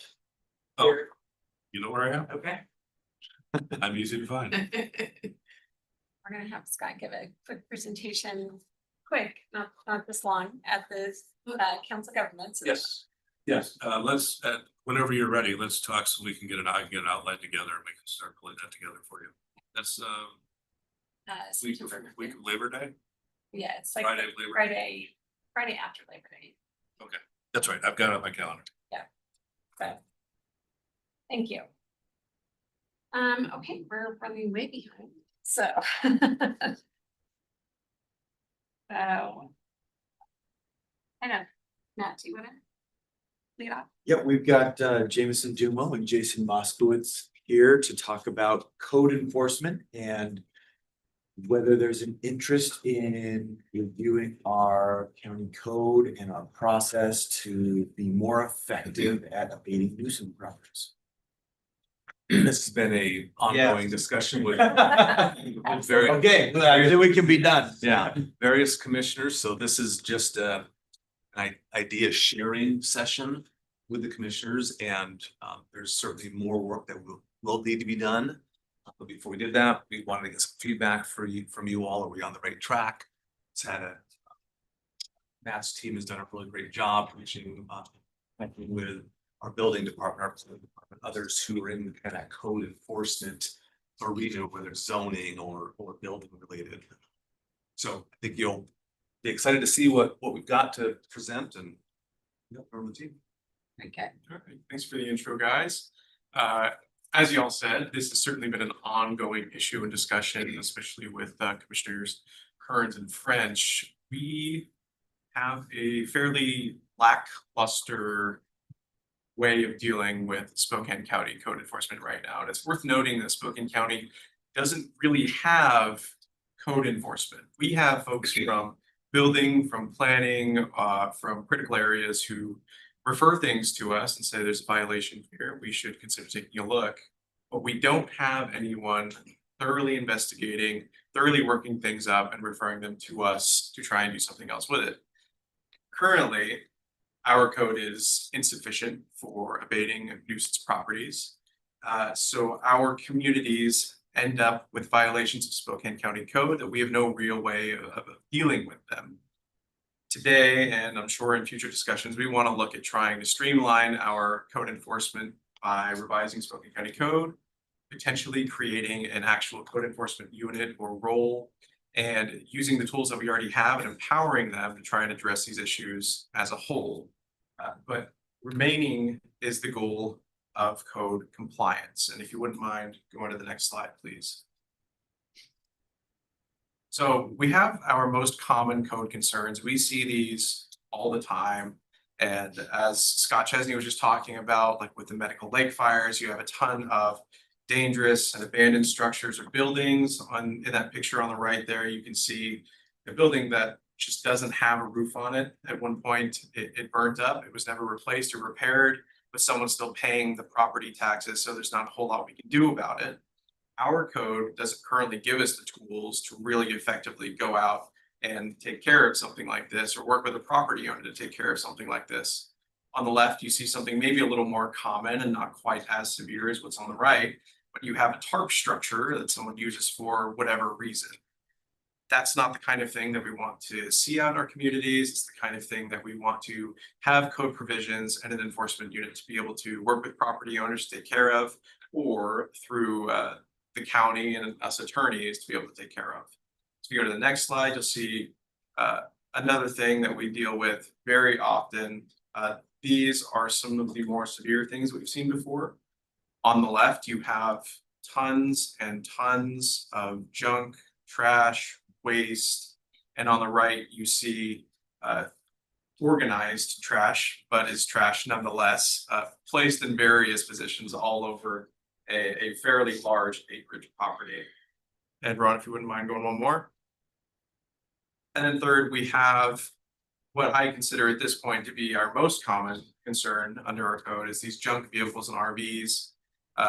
These are especially common in our rural areas where you end up having junk vehicles hauled onto properties that just remain there for years and years, creating fire hazards, especially as we saw in the medical lake fires, creating well contamination hazards, and frankly are just not fun to look at for neighboring property owners.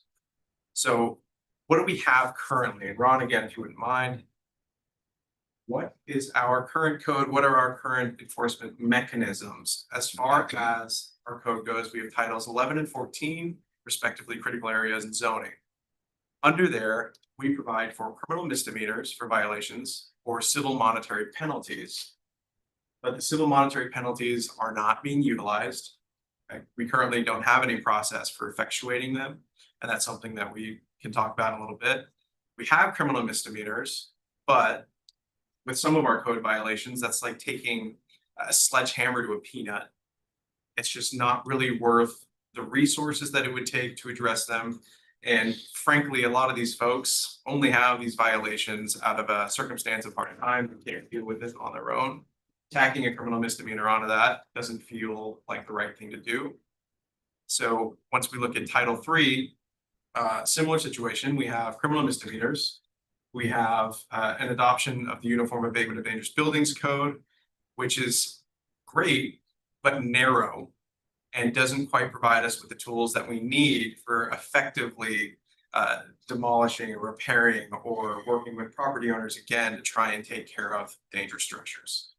Then you have Title VIII, which is our solid waste stuff. So that's a lot of the garbage, the trash, the pollution. We don't have a great way of effectuating that either. It's very similar to Titles 11 and 14. Criminal misdemeanors or nothing.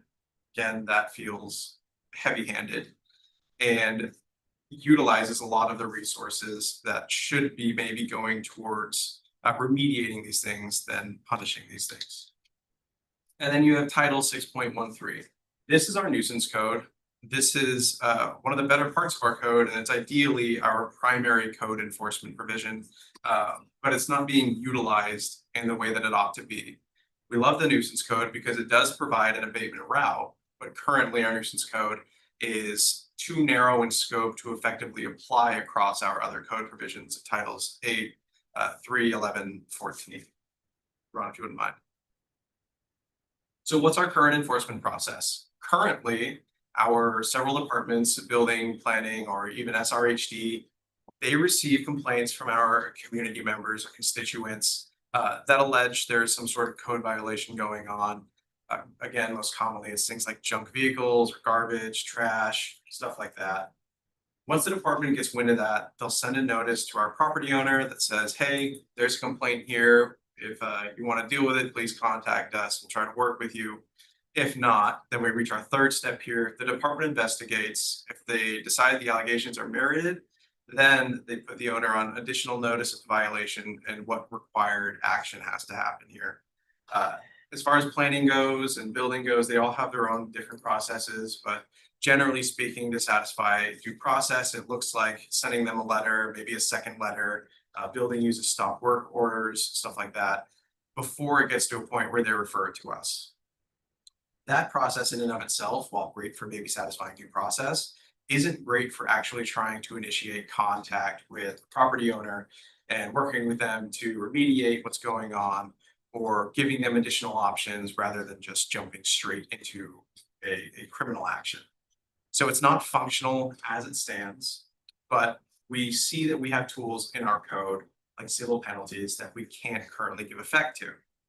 So going forward, and Ron, if you wouldn't mind again, sorry. What we want to do is again, keep this overarching goal of compliance. Again, criminal misdemeanors have been largely ineffective in doing that. It puts on us prosecutors a higher burden of proof, taking us from the criminal standard of beyond a reasonable doubt down to a preponderance of the evidence in civil actions. But either way, they don't guarantee compliance. Criminal misdemeanors do not guarantee compliance. You might be able to go to court and absent some conviction, or even with a conviction, you might get a fine or imprisonment. And I'll reiterate, these are pretty heavy-handed things for someone who might just have junk vehicles on their property that they can't take care of on their own. And our civil penalties, again, they just aren't being utilized in any sort of manner. We've discussed that with building, with planning. They aren't particularly interested in being an enforcement unit. They prefer to be building workers or planners doing their legitimate jobs. But code enforcement in and of itself is not necessarily something they see as being within their scope. They don't want to be the people having to police our neighborhoods or having to go out and write infractions or fines or penalties. And we don't want to put that onto that either. So if you wouldn't mind, Ron, I've listed here some community quotes. These are complaints that I've received from our constituents. If you read through them, these are fairly standard, frankly speaking, of people who live adjacent to what I'll call nuisance properties who have code violations. We could probably skip these, James. And I think Yeah, I think we're short on time, so I think we please. get a lot of community quotes from the constituent Yeah, right. community. I bet you guys do, and hopefully we can help with that. But these are some of the changes or revisions we're looking at to try and help funnel our enforcement into one powerhouse. We want to amend our nuisance code to broaden it a bit to encompass the prevalent code violations so that everything's funneled into one enforcement outline rather than being fragmented. We want our definition of nuisance and specific designations of authority to work towards one overarching goal so that our actual civil abatement process or our remedy process, the bare minimum, can find success. Ideally, we're hoping that the county is receptive to creating some sort of code enforcement role or a task force to go out, identify nuisance conditions, conduct nuisance investigations, interact with our community members, and either create plans for bringing properties into compliance or ultimately bringing them to us to try and do much the same. Now, what we need here is some funding, obviously, and that's a conversation maybe for a later date. But funding could be allotted to this code enforcement unit for the upfront costs of conducting actual abatements. So, for example, going out to do the investigations and then ultimately having cars towed off costs money, at least upfront. That funding can come from things that we've discussed previously, maybe coming from charges on solid waste disposal fees or something.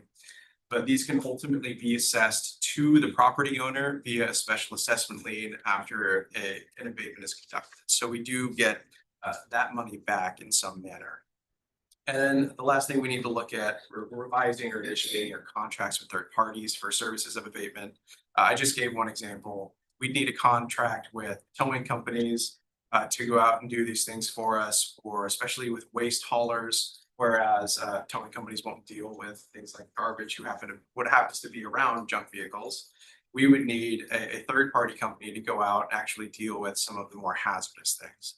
And that allows us to make sure that we're actually completing a cleanup from beginning to end. We're not leaving things remaining that still pose issues or violations of our code. Again, Rob, sorry. So we're looking at hopefully adding civil infractions. Once we have a code enforcement officer or a unit or something similar, we can garner the ability to issue civil infractions through some sort of code revision that grants that authority to them. We already have the RCWs that allow for us to do this, we just aren't. So ideally, we want to add language that describes these several code violations as nuisances and allows the code enforcement unit to issue civil infractions related to that. So rather than having to go through an entire criminal process, we can go through civil infraction, which leaves us with a much lower burden of proof on the prosecution's end, and generally speaking, a much more effective way of dealing with these things rather than jumping from a level 10. And we can start at maybe a level 3 with an infraction, see what happens. Maybe it'll bring them to the table to actually work with the county on ensuring that the properties get cleaned up. This also gives some teeth to our nuisance code. It allows for us to subject these things to abatement. And these are the ideal tools that the county needs to utilize in order to, again, bring property owners to the table. Thanks, Rob. So what are we saying when we want a code enforcement task force? Ideally, this task force becomes the designated authority for issuing civil infractions or generally just doing code enforcement. We have our existing building and planning folks. They can be sourced as experts on subject matters instead of being the people who have to go out to the properties and actually conduct investigations, write up affidavits, do things like that. We have here with a code enforcement task force or an officer, someone who can do all of that work on the front end before it ever gets to us. They can work hand in hand with our community members, receiving the complaints, initiating these proceedings. They can create plans for remedial action. They can exhaust our options before these cases ever get to us. And they can also be the front line for communicating with third-party servicers like waste haulers or towers to garner interest in contracting for these abatement executions.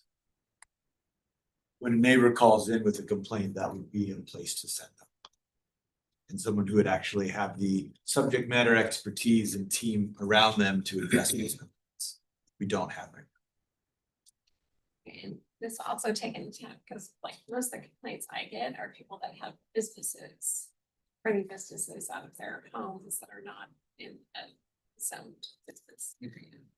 So that non-conforming use would point back to this nuisance abatement enforcement process. And you would have that code enforcement officer work with the subject matter expert and actually investigate that. And if it's got merit, they would put that package together and send it to the enforcement attorney. Part of the benefit of this is centralization of reporting and then tossing out in the direction needed. So instead of having to call zoning or having to call planning with that, say, particular thing, you call it the code enforcement and that's all back end. I'm surprised most of them are businesses, the complaints you got. That wasn't on No, our they're top they're 10 residents, list. but No. the person next to them are running a Running it, business yeah. out of their house. Mine are like 10 to 1 the other way. It's not a business. It's. Yeah. It's junk. Yeah. Personal. So this is a fair amount of Yeah, it's not a business, so. And that plays into what I'm saying here in that our nuisance code is currently too narrow to where it doesn't encompass both that and that. It would maybe be that. And that's about it. We want to broaden it so that we can actually handle things like that. So is this something that the board would like us to pursue? Also, yeah. Yeah, I think it's. Four quick head nods. Yeah, that's essentially the goal of today. I We think wanted the to. question mark is how to fund and support the code enforcement task force / officer within the building plan. How does that happen? How do we create the space for that to exist? But I mean, there's a lot of, even the city of the Valley, I think, updated their whole nuisance code, right, just a few years ago, and it's pretty common to have a much more robust code these days. And one of the ideas, Commissioner French. Yeah, I'm all in favor of creating a more robust code enforcement process. And when I was on the city council, it was actually handled in the waste management department because if they had to do an abatement, waste management was or solid waste was in the best position to be able to do that. And then they'd use a lien process for whenever they went on a property, and then use the lien process to recapture the costs. But so either a program or somebody that I can blame for it not being taken care of, because we get inundated with people that in my district that are complaining about bad neighbors or bad businesses and stuff. So right now, we don't have a good answer for them. So I want to at least have somebody to blame if we don't have a good program. It could be any of your names. I'm fine. Thank you. well, this is, I think it's a long overdue formalization that's been needed and code updates that's been needed. And we've been alongside of you all. When you send the dice, you get complaints to people, and it's like, what do we do? What do we tell them? And our paths are limited, and the criminal process is heavy-handed. Oftentimes gets extended out. We're gonna let them go, let them go, let them go. So the idea around funding is something coming out of our solid waste, perhaps adding an additional incremental charge on our tipping fees, a couple of dollars. And we've got our teams have looked at that, and they've got some different scenarios. You know, what does $1 do? What does $2 do? What does it generate? Because this isn't cheap, not only for the right person in the position to fund that, but also the ability to abate. But if you look long term on it, the idea would be to help have it set up for a self-sustaining funding mechanism where you're getting recoveries on liens once properties are sold. That's down the road, but we need some seed funding right now. So, we can. Sounds like there's interest in doing this, and we will move forward with continue to put some finer details around it and come back. Jameson started on this when he was a student. We can't let this. No, he literally did. I was an intern when this. Yeah, that's not a joke. You gotta get this done. That's a real story. You gotta bring this one home. Yeah, I think that puts a pretty good bow on it. We just want to make sure our constituents are actually being heard and that we're handling their complaints in an effective manner, rather than ultimately just telling them, I don't know what to tell you as far as where we are with things or what you can do at this point. So Scott, thanks for wrapping that up, and Matt for contributing today. But I think that puts us in a good spot. And then as far as funding, things like that go, that'll be for a later discussion. We just today wanted to make sure that you guys were receptive before we did additional groundwork. We have a resident expert with our property nuisance abatement processes. So a lot of great expertise is being brought to bear. I'm a nuisance everywhere I go. Sure. Results, guys. You're our nuisance, so it's good. So do we have executive sessions? We do. We do. I've got one miscellaneous item first, if it's time for miscellaneous. There was a Spokane County Bar Association resolution directed at the Board of County Commissioners a few weeks ago, asking three new judgeships. And so I have drafted a response letter for your consideration. I'm happy to take your edits via email and want to give you guys time to look at it, and we'll bring it up maybe next week for discussion. See, that is borderline imperative. I don't sound like. Yeah. I will, yep. And Commissioner French will get this emailed over to you. Yep, right now.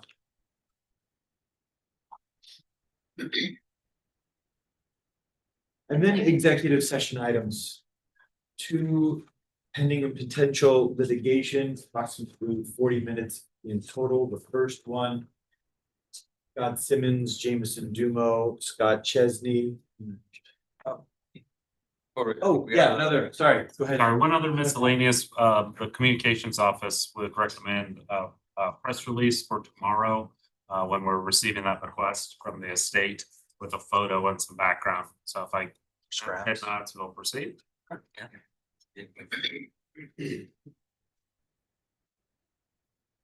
so. Okay, the first one, Scott Simmons, Matt Folsom, Jameson Dumo, Scott Chesney. 10 minutes, no action, pending potential litigation. The second one. Scott Simmons, Matt Folsom, Devin Kurta, Jeff McMorris, Mike Sparber, Ashley Cloud, Summer Rife, also pending and potential litigation, no action. 39. 40 total. Everyone gonna be okay based on 1 o'clock? Anyone on? Mr. French, you can be able to participate. I was planning on it, unless you guys take a vote to exclude me.